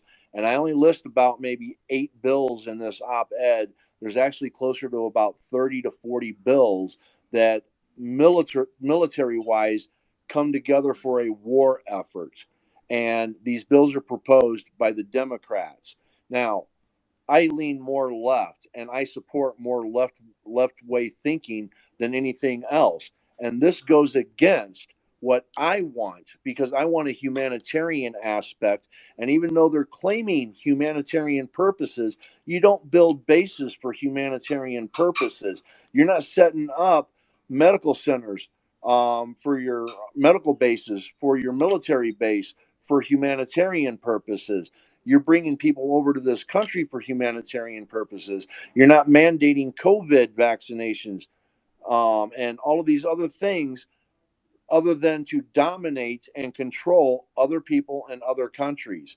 So when I start looking at all these bills, it all comes together that, oh my God, we need a war. And the only way the American people are going to get behind this is if we're in a war, because we just spent 20 years in Afghanistan. Why would we want to go back and build another base there? We just gave up 2. So Yeah, well, logically, it please, doesn't a make war, but sense. don't get any casualties. But logically, it doesn't make any sense until you start looking at the bigger picture. And this is what I've looked at. I pray I'm wrong. I pray to God I am wrong about all of this. I will take the egg on the face, okay? I will gladly sit back and say, yes, I was wrong. I don't know what I was talking about. I don't know why I got this harebrained idea, Well, okay? they have always But this is what the tried the legislation cyber says. way. That's a cyber war. Yeah. Well, with that, I guess, peaceful warrior, you have something to say. Yeah. Thank you. Thank you. Paul, I was wondering, do me a favor, and if could you send that op-ed my way also, please? I actually posted it up in the Oh, top. If you go up it's up into at the the top. top, it's up there. Oh, okay. Um, I didn't see it. I'm sorry. that's all right. So Uh, everybody can look at it okay. and read it and Great. check out Well, those and bills. And mhm. and if you are more interested in going deeper on it, I Yeah. can give you a list of other bills to check into. But these are the primary Okay. bills in relation to it. All right. Well, in that vein of critical thinking, if I understand you correctly, or maybe it's my assumption, you have connected the dots, and Yes.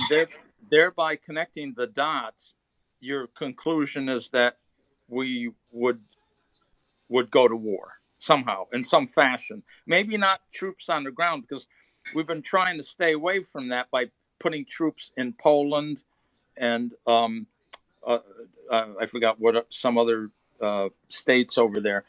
So thereby avoiding ground troops per se. But if if you take it to its its final conclusion or whatever, you're saying that we're building all these bases in different countries. So if I understand that correctly? Yes, we're going in under the guise of humanitarian purposes. Okay. And when you start looking at the money and the troops and everything else that we want to put over there, that's not humanitarian purposes. So that's the guise we're going under. So It's we don't want military to. hardware.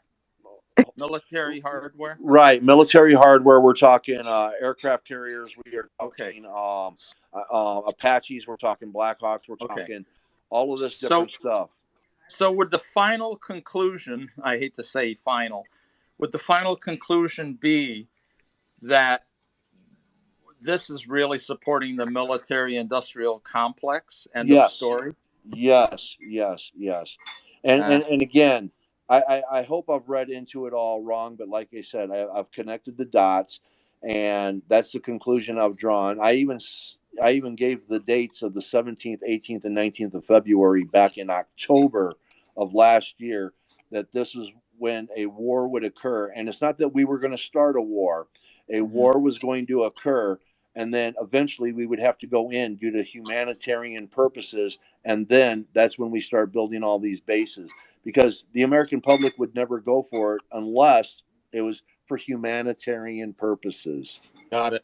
But so we would be going in under the guise of humanitarian purposes, but could you extrapolate and say that it would be any place, not just Ukraine, that we could have went back into Afghanistan again? Well, the objective with 6119 was to go back into Afghanistan. And personally, at the beginning, I thought that the war was going to be China going into Taiwan. I thought that was going to be the starter. But then, as things have surmounted, and the way the United States is, pushing certain propaganda in different ways, I truly believe it's the Russia-Ukraine. So I don't think it really Sweden. mattered which war it was, as long as they had something they could go in under the Sweden guise. is not. Got it. Okay, I understand now. Okay, it didn't matter what locale it was going to be. It was just going to be. Got it. Thank you. Real quickly, hey, Katrine, yeah, you can speak whenever, but yeah, just raise your hand if you could. So I had to mute your mic. I apologize, but it's like it gets just too many voices. So if you have something to say, raise your hand. You'll have the floor. Okay, go ahead, you guys, if you had more to say about that. No, that pretty much covers it and all that. Like I said, it's a bunch of bills proposed by Democrats, Republicans co-sponsoring, and as this is heated up, more Republicans are co-sponsoring these other bills that haven't been passed yet, but are ready to go on the floor and are going to different committees. So as things start to heat up, bills are starting to be proposed to different committees to review and go over, are getting more bipartisan sponsorship. So one of the things that I've illustrated is that once this starts, all these other bills, they're going to hit the floor and they're going to pass, and they're going to be bipartisan passing. And you're not going to know about it unless you're watching C-SPAN and you watch it yourself, because you're not going to see this on mainstream media. They're not even going to talk about this. I mean, you might get an excerpt from Psaki saying, yes, we've had to go back into Afghanistan for this reason, because of this war, for this blah, blah, blah. So we're sending X amount of troops there. But then they're not going to tell you that, oh, by the way, we're also building a base and putting up medical facilities and doing all this stuff. So that's how it's going to go. We're never going to hear about it on mainstream media on exactly what's going on. And this is where the critical thinking comes in. We have to, when you hear this on TV, you then have to look it up and you have to see, well, what's really going on. And this is where, with me reading the bills and putting the bills out there, there's where, again, there's where the information is. There's where you can see the real picture. Okay. Yeah, I mean, imagine if we had a press that really acted like the press is supposed to, right? That is constantly going over this stuff.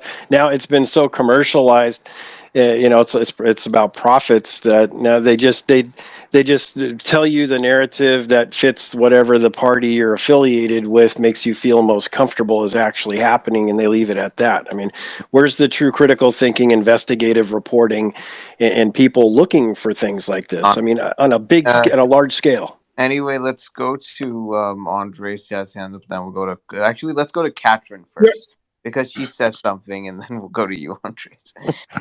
Yeah. Yeah, I said something. Because you in the US, you're not next neighbor to Russia. Sweden are next neighbor to Russia. We have a border, but it's water in between. So, and Russia have been in the Easter Sea this year with 2 large warships, just showing. But it was not that. It was about the economics you talked about in the end here. Because I just watched, I finished the series Inventing Anna, about the economics in the US and how easy it is to fool people, to con people with economics. So I see. Well, I do know that Russia wanted to invade Finland, but that was back in Sweden's right next to Finland. So Yeah. They're really close neighbors. right, yeah.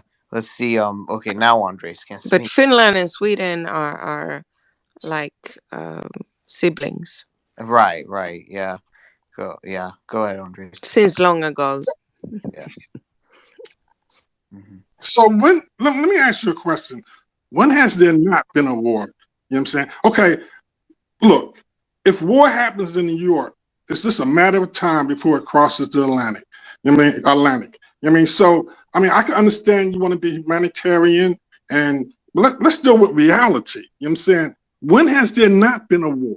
Man in himself is a savage creature, man. You know, they're tribal. You know what I'm saying? Let's be real about this, okay? So when I was talking about what is fascism, and you're talking about MSM, you know, mainstream media.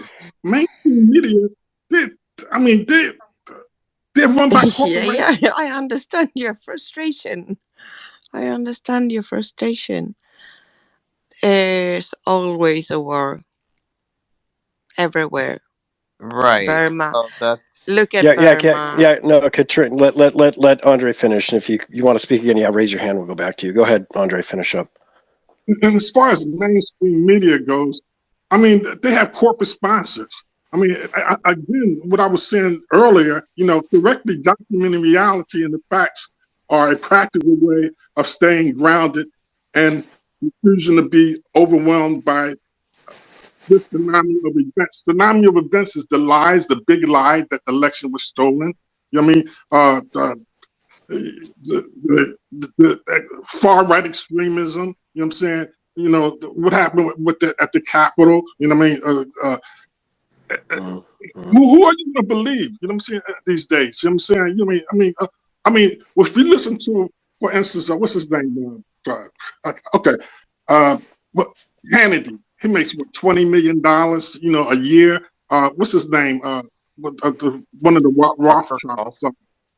I can't think of his name. He's on CNN. He's a descendant of the Rothschilds. What's his name? Anyway, he makes $20 million. I mean, how can these guys be? yeah. Well, Um, that's what we're getting let at, right? You me mentioned finish my thought. How can these guys be objective when it comes to when it comes to the Build Back Better Act? You know, the Build Back Better Act, Better Act. You know, what I mean? Clean energy / climate change, $555 billion. Medicare and hearing, 35 billion. Higher education and workforce, 40 billion. Equity and other investments, 90 billion. The point I'm trying to make is how someone who's an anchor making millions of dollars be in support of being taxed over 400, anybody being taxed over 400,000, anybody who makes over $400,000 will pay for this plan. You know what I'm saying? So, Yeah, they can't be objective, right? I mean, Like I said, that's the game, and so getting when you ask who do you listen to, that's a very very good question. I mean, I tend to kind of look at certain outlets on either side and kind of split the difference. Or sometimes it's good to see an international perspective, like BBC. What are they saying about the United States, and what do they see? You know, whether there's no dog in the fight as far as the money play in country. So, I mean, yeah, I mean it's not an easy question to answer, and that's how propaganda works, right? Is you just keep saying the same thing over and over and over again, and people tend to believe it. That's Right, you weren't right. here when the room opened up, but they've proven this in scientific studies. People tend to believe what they hear, and if you keep saying it, they even believe it even more. Even Right. doesn't need to be true. That's Look why you at got that. to critically think. Go ahead. Yeah, yeah. Thus the red herring effect. Look at that picture that I just put up of by Doctor. I think it's Ellie David or Eli David. It's showing journalism. Look, before journalists would get like the questions of the people and bring them to whoever was in power, whoever was on the pedestal, etc. And now look at what they're doing. They're just repeating what the Yeah, power has to the, say. the original purpose of the press was to be the fourth pillar, right? You got the three branches of government, and the press was like the fourth one, and that they were going to be the conduit between what's happening in Washington and your localities and the people. And now they've splintered and then been bought by either side. So Fox traditionally, I mean, you could argue Fox Opinion is not Fox News, but they're going to support right-leaning agendas. And I could say CNN and NBC, smaller satellites, they bond together to support the left narrative, and The that's what we have. question is, well, if they are funding the TV show, which if the party is funding the TV show, No, the they're just an arm. The television is just you should look up this thing called manufactured consent by Noam Chomsky. It's all a club. I think but like Warrior has hand up. We'll go to him. Peaceful Warrior. No, I just wanted to add to this. Uh, I agree with Paul about C-SPAN. I watch C-SPAN almost every day, and to me, they are the most unbiased and uh, balanced of any outlet. I mean, you could argue that one way or the other with that, people do, but by the same token, I've been in spaces where people from UK absolutely hate BBC. Well, They think it's biased. right. Well, Um, it's You have biased to for know. them. Right. Yeah, but commenting on the U.S., I meant not about right, how they look at right, British culture. Go ahead. right, Look. right. And I just wanted to say that in order to get a balanced look at it, no, and they're not really balanced. It's just you looking at go to CNN, go to Fox, go to MSNBC, go to CBS. Try to get a little bit of a flavor for each one and where they fall down on the issues or fall on the issues, I should say. But C-SPAN for the money is my go-to. Well, yeah, well, that's because people aren't watching C-SPAN because it doesn't get their blood boiling. It doesn't get them entertained, right? So you have a whole bunch of like people who don't critically think, just want to escape and stuff like that. Like some of them just want like people are just like out there. It's like make me feel something.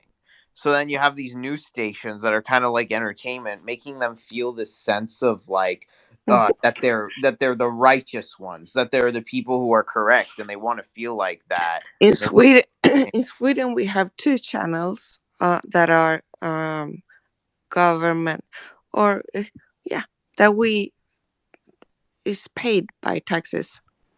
Two channels, and it's all from children entertainment, competition, Robinson, whatever. right over here, we just have like corporate sponsor Eurovision Song Contest. Yeah, propaganda and stuff. So yeah, yeah. the Well, that's the thing that is on topic in Sweden. that the different parties think that is propaganda, but it's not. They have exactly the same amount of minutes for every politician that talks. Right. Okay. That let's see, Andres, and then back to Peaceful Warrior. Yeah, I mean, can we agree that there's journalistic license on all of these on MSM, mainstream media? I mean, that basically, I mean, their their corporate sponsors dictate what news comes out of their mouth. Can we agree on this? Yeah, Don't see why. absolutely. Yeah. I mean that's it, and then it's like that for all of them, and then that's why we have spaces like this where we can discuss this, and that's why, like it's set up there. People wonder why Joe Rogan has, the amount of people looking at him as he does, because people are starting to not trust them, and with good reason too. Yeah, go ahead, Peaceful Warrior. Yeah, I just wanted to make a comment here. With regards to critical thinking, and getting into politics or whatever it might be, and the media, the mainstream media and whatnot. With critical thinking, and I'm posing this as a question: is there a danger, for lack of a better word? I think both Ariel and Paul said, and even you, BBQ, that we can tend to rise to a level of emotion. So, with critical thinking, is there a danger that we could be dispassionate and almost fall into a Spockian kind of a thing, where Spock was all logic and no emotion? No, that's a really. It's funny. I was just thinking something similar as you were saying that. Yeah, I mean, there needs to be some balance, right? And that's why you need other voices in there. I think, but I think as a framework, and I agree with Paul and some others in the room that like logic and reason and empirical data, these are your best bets to try to come up with, at least as a foundation. To try to, clear up some of these problems and come to some conclusions. Otherwise, you're just dealing in feelings all the time, and that's something that's very popular right now, right? It's Right. storytelling. It's your lived experience trumps Right. science, right? And it's like I can't work out of that mode. But it's important. I mean, yeah, people's lived experiences and their stories and stuff do matter, so they should have a voice at the table. But I think, yeah, using critical thinking and reason, things like that, is kind of going to be your only way out that I can see, my opinion. But we're nowhere near like the part where people are actually thinking logically or anything like that. It's like we're nowhere near that Spock thing that you talked about. Now whenever we do get near it, yeah, there's going to be something, but like now we're like light years away from that thing that you just described. So I'm Well, not worried about it anytime well, soon. if you remember, in a lot of things, and I'm going back to the SS Enterprise there, where Spock would be so far this way, and then Captain James Kirk would bring him back to center with with some emotion. Just to throw that out there. Right, yeah. No, but I'm just saying, like, if we're looking at the majority of, or like, things right now, like, it doesn't seem, but yeah, like, I wouldn't encourage, we're just like these robots who just care about like all the facts. Like, yeah, people want to have fun, people want to enjoy their lives, and people want to do things that are like interesting, but you don't need to be an idiot. Like, that's it, right? Yeah. Right, but So, but the other thing is we don't want to be ruled by AI either. no, I and that's another part of critical thinking is like being happy is important too. It can't just be all about facts, right? So with that, I'll go to Paul. Go ahead. Well, I wanted to throw the other part into it and all that, because I mean, if we go strictly like, you look at the logic, and now if I throw emotion in there, then the conclusion I came up with, doesn't correspond.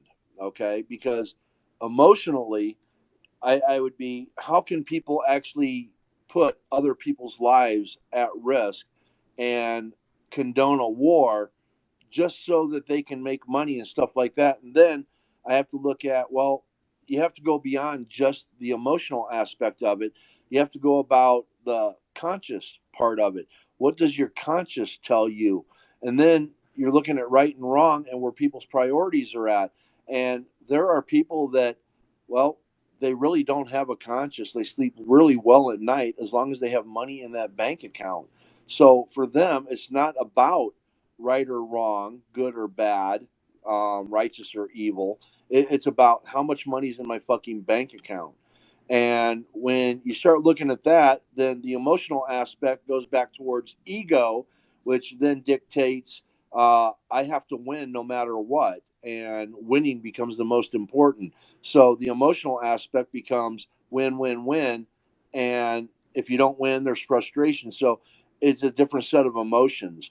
So you got to look beyond just the emotional cause and effect and the logical cause and effect. You also have to look at the conscientious cause and effect and the monetary cause and effect. And when you start throwing those all together, things can go a multitude of directions. I mean, um, like I said, when you start applying critical thinking, it's more than just, point A, point B, and conclusion. Premise A, premise B, and conclusion. There's a lot of other factors that go into that, and it's like, how can people justify killing millions of people just so they can put money in their bank account? And if I go by that aspect alone, this war is never going to happen because the people would never want to murder other people just to make themselves rich. Oh, wait, there are people out there that do that. So, yes, this war can happen. So, I mean, yeah, it's very, very frustrating. Like I said, I wish that my logic guided me in a different direction, but I have to look beyond what my own personal beliefs and bias are. I'm a humanitarian. I would never, ever condone this war, ever in a million years. It's just wrong. It's wrong on every humanitarian level that I can think of. And yet I have to look past my own humanitarian bias and see what's really going on. All right, cool. Yeah, we'll go to Andres, I guess. Yeah. Uh, the fundamental proposition of historical materialism can be summed up in one sentence. It's not the consciousness of man that determines their existence, but on the contrary, their social existence that determines their consciousness. As far as empirical, I tend to lean towards empirical as opposed to emotionalism. You know what I'm saying? I look, uh, emotionalism was the mob that attacked the Capitol. Emotionalism is Fox News every night with the propaganda that they're espousing. You know what I'm saying?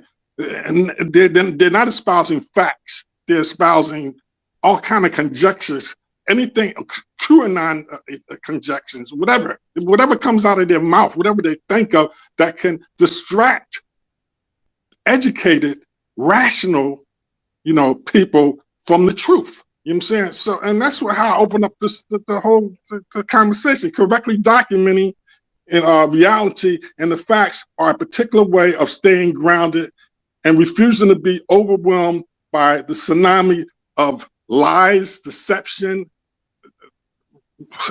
right wing, alt-right extremism. I mean, you're talking about a war. We're in a war right here in America. You have Republican state legislators, introducing Jim Crow laws, you know what I'm saying, as we speak, as we're talking right now. You know what I'm saying? And then getting back to the Build Back Better, you know what I'm saying? Number 4, equity and investments, 90 billion, immigration, 100 billion, health coverage, 130 billion, home care, 150 billion, housing, 150 billion, child care tax and earned income tax credit, 200 billion, child care, preschool, 400 billion. And who will pay for it? The rich and the large corporations. So why do you think they're not pushing this on MSN? Because these anchors that's making $200 million a year, you know what I'm saying? They would be taxed just as much as the corporations. that they're representing, by the way. Go ahead. Right. It's all like a like corrupt orgy of like. Yeah, let me ask Andre something really quickly. Okay, do you consider yourself a critical thinker, Andre? Yes, I do. Okay, now you've pointed out, you've touched on a lot of hyperbole and a lot of narratives. It has, Fox News is all propaganda. The right wing are all racist or alt rights or whatever. No, so if you're a critical thinker, No, I what could didn't you? say that. I didn't say all whites Okay, are okay, racist. You're putting okay, words in my mouth oh, here. okay. I'm sorry. Okay, I'm sorry. If that was the case, I wouldn't even be here Okay, talking to you. okay. Let me ask you this. Okay, what problems do you have with the left? And what about CNN? Are you comfortable with their coverage of the facts? Do you think that they give the American people the facts? I mean, you've identified Fox News as being propagating propaganda, right? Okay, then what? So you think CNN gives us the straight poop, right? Is that No, what you're saying? no, I think when I say mass, when I say No, and it's just they're thinking critically. I when mean, I say mainstream media, I mean all of them. You know what I'm saying? I'm not just pointing out Fox. At times, CNN, are not on point. I mean, all of them should be on point with the elections. I mean, the free and fair elections. And you have state representatives, trying to, well, not trying, introducing and passing Jim Crow laws to deprive people of color their votes. Gerrymandering. You know what I'm saying? No, they're not focusing on that. They're just focusing on whatever their corporate sponsors want them to focus on. Okay? What do you think about Democrats vetoing ranked choice voting in open primaries? I beg your pardon? What do you think about Democrats vetoing ranked choice voting in open primaries? Did you say vetoing? rank, yeah, that they don't want ranked choice voting or open primaries. I wasn't aware of that, quite frankly. Okay. But see, this is a part of this. What I was trying to get at, Andre, it's a part of critical thinking, right? It's like I believe you're a left-leaning person. That's fine, but it's like, so what are your criticisms? What's your critique of? So do you think that we get better information as Americans from left news sources? From that the left politicians are not beholden to some of these same corporate entities in Washington or even at the state level. I mean, I can tell you something about. I live in California, which is massive. It's a super majority of Democrats, and it has been for a long time, 2-1 in all the state legislatures. And we've had very progressive governorship for the last 12 years now.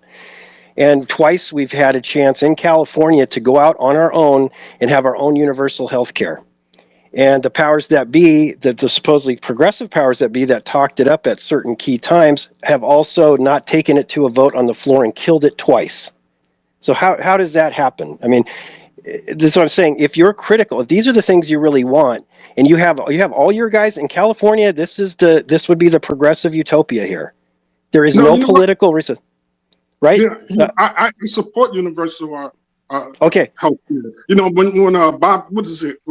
One of the Kennedy boys, I can't think of his name. He pushed it forever. I was for that. I'm for that universal health care. Right. We know that. Yeah, no, but he's talking about, what do you think that the progressive state like California? Right. If you follow the rhetoric, then this would be a slam dunk. California leads the way. We'll be the first state to have a universal health care system, and twice it's been shot down in the last 5 years by a supermajority of Democrats. Why? Because of funding, because of mass funding from the insurance juggernaut out here. And that's not. So that should be something that critically thinking Democrats should be really pissed off about. You should be incensed about that. What? No, I think they try to compromise with the Affordable Care Act. That's something. They try to come to a middle ground. I understand. Look, I support universal health care. You know what I'm saying? I'm supportive of that. I would love for that to happen. But Barack, I guess he figured that wasn't going to pass on the floor, so he passed the Affordable Care Act. And the Affordable Care Act, if you look at it, you know what I'm saying? It depends on how much money you're making. It's like a sliding tax bracket. No, No, no, no, I no. I'm understand. No, no, no. agreeing But with this, making this hold on. country pay into it. I want to spare you that. We don't have this. This is at the state level. We don't have the ACA doesn't matter. We could do our own thing, and you have a supermajority. There's no compromise necessary. It's 2-1, Democrats to Republicans in the state and in the legislature, 2-1. There is no political there's nothing to stop a left wing agenda in California from happening, and it hasn't for a long time. There is not enough votes to stop any of that. So the only thing to stop it is what? Corporate money, and it has twice. Go ahead, Paul. Yeah. I'm just going to, Andre. Okay, what Bryce is trying to get, in for you to look at here is California has had the opportunity to have universal income, universal health care in California twice. And it wasn't the Republicans that stopped it, it was the Democrats. Okay? The Democrats shut it down. And the reason why the Democrats shut it down is because their corporate insurance companies they're invested in made sure that there was enough funding to ensure that it did not get passed. They just simply let it expire so that it didn't hit the floor. Okay? Yeah, Democrats well, did this. what? I mean, you have a mansion and a Kirsten Cinema, you know what I'm saying? And as Democrats in there, I mean, as far as I'm concerned, they're not progressive enough. So, yes, I mean, Well, I agree. right, but that has nothing to do with California getting universal health care in California. Okay? Yeah, yeah. Cinema What's and the? mansion have nothing to do with that. I'm Mm-hmm. talking about, and what Bryce is talking about is on our state level. We could have had universal health care. California could have done its own thing.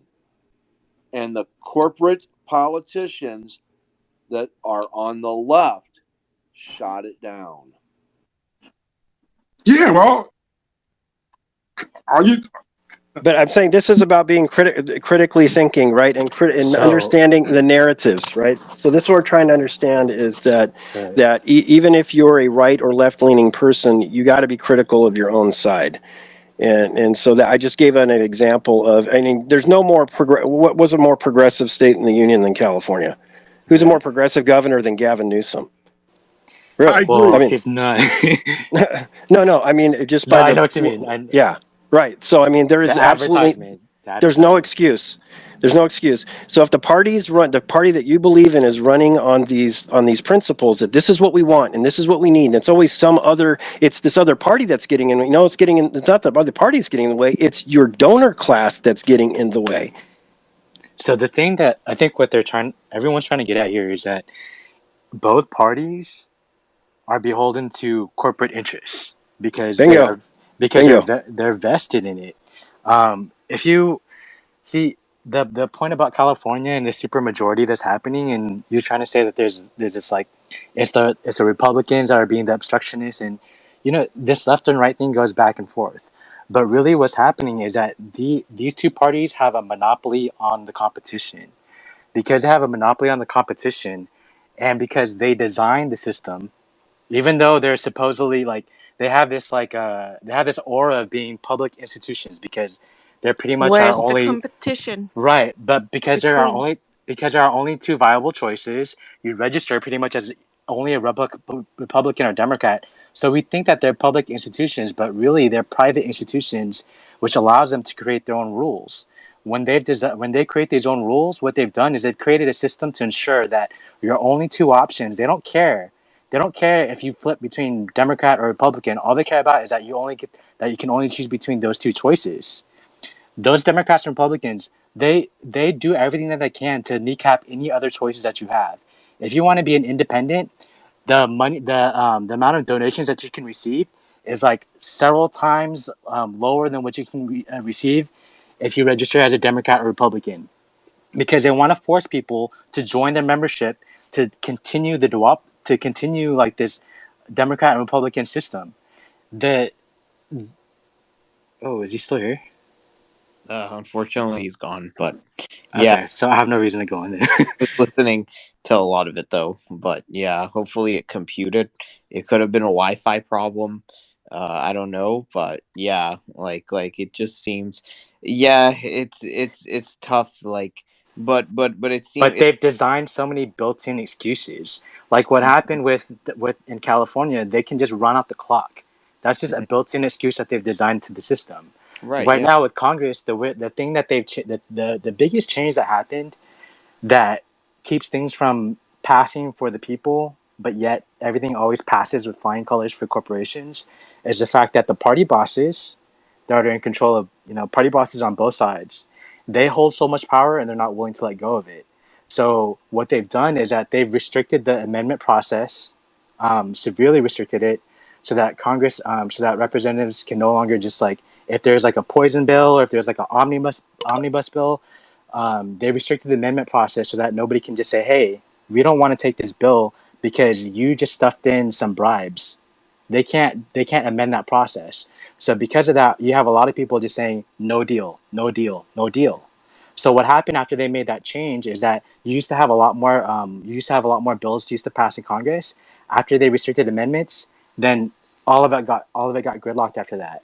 And the Right. other thing that they can do is that because Congress gets so gridlocked, they changed the rules so that the president has more and more executive power to the point now where whenever stuff needs to get done, all the president has to do, whether he's a Republican or Democrat, is point to Congress and say, let them deal with it. And the Congress will point back to the president and say, no, you let them deal with it. So it's all these built-in excuses that they've done. And it's all so that anytime that the people want something, they can say, no, Black Lives Matter, trans rights, you can have all that, but the people don't get anything. But when it's corporations, both their hands go up. Right. Yeah. Yeah. It's all a rigged thing. So with that, yeah, I hope you like Andre. Yeah, he's back. Go ahead. Sorry about that. My phone just froze up. Sorry. That's fine. But did you hear what he said? I was offline for a minute. I had to reboot my whole So cell so what I Okay. phone. was what I was talking about is just how rigged the system is between the Democrats and Republicans. See, one thing that you might not know about Congress is that in order for a bill to get onto the floor, it has to pass through the Ways and Means Committee. It has to go through the party bosses. So whenever you have someone submit a bill that can be bipartisan, that can actually get a legislative majority and is for the people, what they do is Nancy Pelosi, a representative goes up to Nancy Pelosi, gives the bill to the Nancy Pelosi, and she says, "Oh, thanks. Put that in the suggestion box." And you know what the suggestion box is? It's a trash bin. It just doesn't go onto the floor. They do that so that they can prevent their members from having to take a hard vote and expose their hand and show which side they're on. It's all a rigged game. Right. Yeah, well, this corporate collect, am I pronouncing this right? Kleptocracy on both sides of the aisle. You know what I'm saying? I mean, Yeah. That's Joe the thing. Manchin and Kirsten Sinema are a perfect example of that. You know what I mean? Kirsten Sinema took what, $750,000 from Big Pharma, and Right. Manchin is heavily invested in the fossil fuel industry. You know, he's a millionaire, but yet they only make one hundred Right. seventy-four Right. Right. thousand But dollars a year. also, Nancy Pelosi too. Like she Yeah, does stuff with the stocks, so it's not just them. It's like in yeah, Cal. okay. Well, yeah, our citizens on both sides of the aisle. Right. You know, Right. Republicans That's it. and But Democrats. yeah. Yeah. That's it. So we're just saying, since we're critical thinkers here, the thing is you shouldn't be in the tank for any of these people. And I think we need like a third option in addition to the Democrat and Republican that we have now. That's what we're getting at here. Let me see. Okay, so I think Peace. we're gonna wrap this up because we've been going for a long time. So I'll get to the hands and then I'll get back to Paul and then we'll have closing thoughts and then yeah. Go ahead, peaceful warrior. Okay, thank you. Just listening to all that, I just wanted to throw this in there. Sometimes we, as voters or the constituents, sabotage ourselves. And I'll give you a for instance. Okay, I'm in New York. Please don't hold that against me.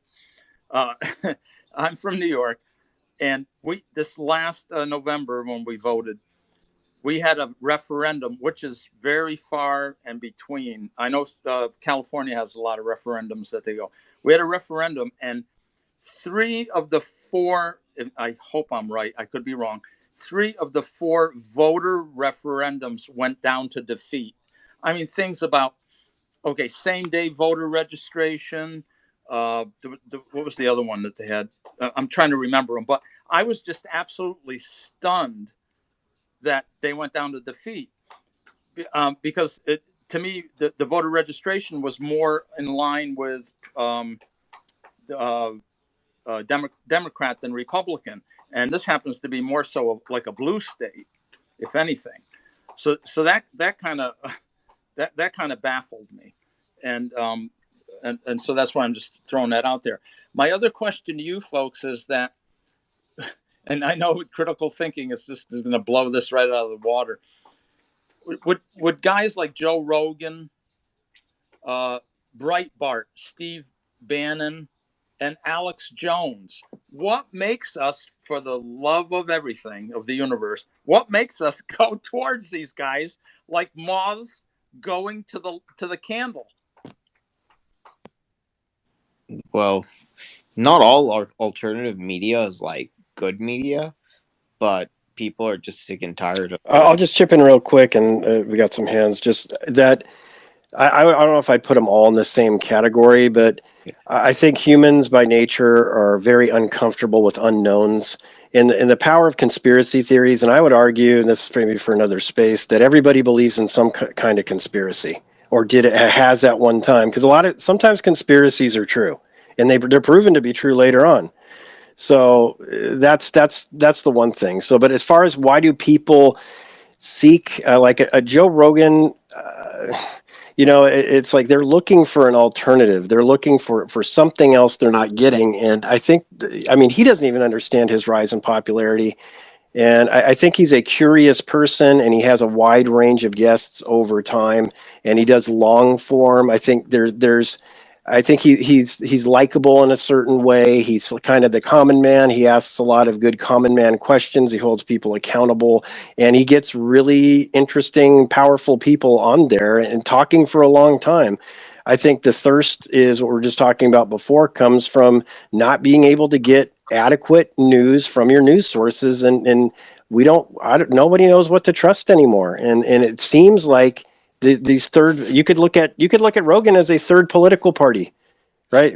We could say mainstream media is in two spots, and I'll just say the podcast long form area is something that is risen to power and interest because of that. People want truth, and so we have to think critically to get there. Go ahead. Who is this Rogan? Thank you. He's a podcast. Question from Sweden. Oh, he has the number one podcast in the world. That's a long conversation, but he basically has about 10. He has about 10. Yeah, he does interviews and talks and discussions with various people. Podcast. Yeah, he's the number one guy. Yeah, and he has like 10. Okay. He has like 10 or 11 million people that listen to him, which is about 10 times CNN's ratings at any given point in time. So he's a big voice. Let's put it that way. Thank platform. Thank you. Go ahead, Paul. I just want to throw in there and all that. I'll just make this my closing thought. There's a lot of people out there that you listen to. You either like them, you don't like them. I remember listening to Paul Harvey. Paul Harvey was on the right. I used to love Paul Harvey. I didn't know what a Republican and a Democrat was back when I listened to Paul Harvey. I just liked what the man had to say. Okay. As I grew up, I've listened to Rush Limbaugh. I've listened to Howard Stern. I've listened to Mancow Mueller. I've listened to a lot of different people from all over the country with different perspectives on things. And you tend to go to those that have something you agree with. And once you have that lock, that's why people are attracted to people that, Alex Jones, he comes up, if you're a 9/11 conspiracy theorist, bam, Alex Jones is your guy because he also believes it's a conspiracy.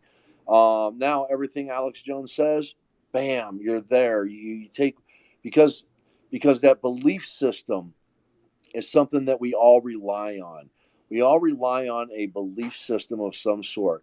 Whether you're a Christian, you're an atheist, whether you're a civil rights activist, whether you're a teacher, a doctor, a fireman, a policeman, doesn't matter. Everybody has a belief system. And when something aligns, you kind of naturally go to that. Now, what everyone has to realize, look at where we're at right now. We're in Twitter Spaces, something that's fairly new, a new part of technology, and we all can come together and look at who's in the room. Look at the topics that we talk about. Okay, we attract to And each I other love it. because yes, I'm yes, and learning so much about you. yep, and we attract to each other because we have some common interests. And granted, we're going to have some things that we disagree on. Bryce and I, we got a lot of things that we disagree on, but we got also a lot of things that we do agree on, and we're willing to talk about it. We're willing to debate it. And if we agree to disagree, that's where we leave it, and we remain friends. And this is what people that are in these spaces that come in here with Ariel, with Bryce, with Andre, Carl, Peace, everyone that's in here and all that. My good friend Stewie down there at the bottom and all that. We all come together because we have a lot of like thinking, but we're also open to what each other has to say. And as long as we continue to do that and we're open and we're willing to listen and we're willing to debate and willing to get along, even if we disagree on some things, that's what this is all about. And other people, when they come and they go, I hope they find something that they can hear and they can take with them and they can become wiser down the road. Um, that's the best that we can hope for is that people gain some kind of wisdom from what somebody else has to say. And I know that my time here that I've had in spaces for almost a year, I have gained a lot of wisdom from a lot of people, and I know that's helped me get through a lot of things and be a better person myself. And I hope others have also encountered that and can also learn from that. Wonderful. Yeah. Isn't that just lovely? Right. And I think that's it. We're at least thinking past our own nose, and we're not jumping to a conclusion. That's like the thing. And I think I'm gonna let, yeah, Andre, please make it like the closing Yeah, yeah, one. okay. Cool. Quick. Yeah. I mean, I agree with Paul. You know what I mean? We're having a dialectical discourse, and we may not always agree, but we could agree to disagree in a respectful manner, and I'm all for that. You know what I mean? So, thank you. Great. Yeah, that's what it's all about. Yeah. I mean, really, I'm And just. my hand was Oh, okay. actually Yeah. only about Go that. ahead, I Catherine. have learned so much about American politics tonight. And if I have tribute to something, I don't know, but we have discussed American and European politics. So, um, Right. And how important it is to not get stuck with a party or some kind of way of, yeah, like, yes, always yes. always be, what's the word I'm You looking. have to be open minded and summon the topics of what is important to you Yeah, and in every party. right, open to change, or be willing to look at whatever Yes, you aligned yourself with, and maybe yes, it's not 100. and realize that it's possible to have your party to rule the or country. or It's not a summon thing. I don't know what it's or called. maybe like the one that you The left wing or the right wing. yeah, all that is like distraction, you know. Yeah, because it doesn't matter what you R- vote for if it still goes to the wing. right, yeah. So well, yeah, like I said, you make it Yeah, last thought, Andre, because we're yeah. really That was Oh, well. okay. I'm No, happy. I'm happy that I yeah, had the possibility to listen to your thoughts. sure. Thank you. Of course. yeah. She's from Sweden, and I was just wondering about Sweden. What is that? A democratic socialist country? I think. Sweden, yes. Yep. Yeah. It's a democratic country. Socialist country. In other words, your per capita income is pretty reasonable. Yes, All your yes, citizens. Yes. yes, Yeah. yes. I Yeah. love Sweden. And I love Sweden. I think that the Obamacare that Barack Obama wanted to do about the care system was inspired from us in Sweden. Right. Yeah. Well, anyway, yeah. But But like that's a long story. right. So Yeah, we're wrapping it up. So yes, okay, Skylar, finishing thoughts. everything Oh is no, on I was gonna Google. say If you're interested, Google. Sure. I was just gonna say it was nice meeting everyone tonight. It was lovely talking to you all, and have a good night. Yeah. And then Bryce, anything? Yeah, no, I'll just close that. No, I appreciate the room. I appreciate some of the old guard coming in, Paul, and some of the others. And I think it's important, and I think it's important that we talk about critical thinking in the rooms that we go into. And my last thought would just be, hey, be a free agent. I was listening to some music earlier, and it's like I like Rush, right? And I was listening to Tom Sawyer, and in one of the verses it says, "His mind's not for rent to any god or government," and it's like that's the way you should be, right? I mean, you be an army of one. People have to prove to you, you're not beholden to some party or even some government. I mean, be critical of your government, be critical of your party, be critical of everything. Anybody who holds the levers of power, be critical of that, and we want to get better outcomes, right? That's the goal, and it takes a little Mhm. bravery. It takes a little bravery and a That's little the effort, but democratin. right, it takes some effort, and it takes some bravery to be able to say, hey, these are my values, these are my principles, and these are the conclusions I've drawn, and here's everything I did to get to that. But I think that's our best way to As do it. they say when you're in school, show your work, right? Like Yeah, show your exactly. right, that where's the evidence? Yeah, but Where's be right, critical of everybody and everything, even your team or your whatever. Just even always ask. yourself, even Yeah, take a look in a mirror, because yeah. you can't see the back of your own head. Like you'll need people to Oh, describe. and the first step, and I think we talked about it in the first few minutes, was own your biases. We are all biased. I used to think I was always an objective guy and stuff. I try to be, but it's hard. I fight it. So Right. Yes, it's Stand like, up yeah, for I agree. yourself. I Right. agree. I Yeah. agree. yeah, But don't compromise your deepest beliefs. You know what I mean? right, Right. right. Yeah, you stick to your values, but But have you can have still reasons for it. examine them, Right. right? Yeah, Yeah. absolutely, Exactly. Okay. absolutely. Join the union. Yeah. Let's see. What is it? Nini, do you have one last thing to add? That's my yeah, then. Uh yeah. No, sorry, I had to hop out for a minute and I just hopped back in. Oh, okay, we're just closing up, that's all. So yeah. All right. So right. Always remember, have a healthy level of skepticism with everything.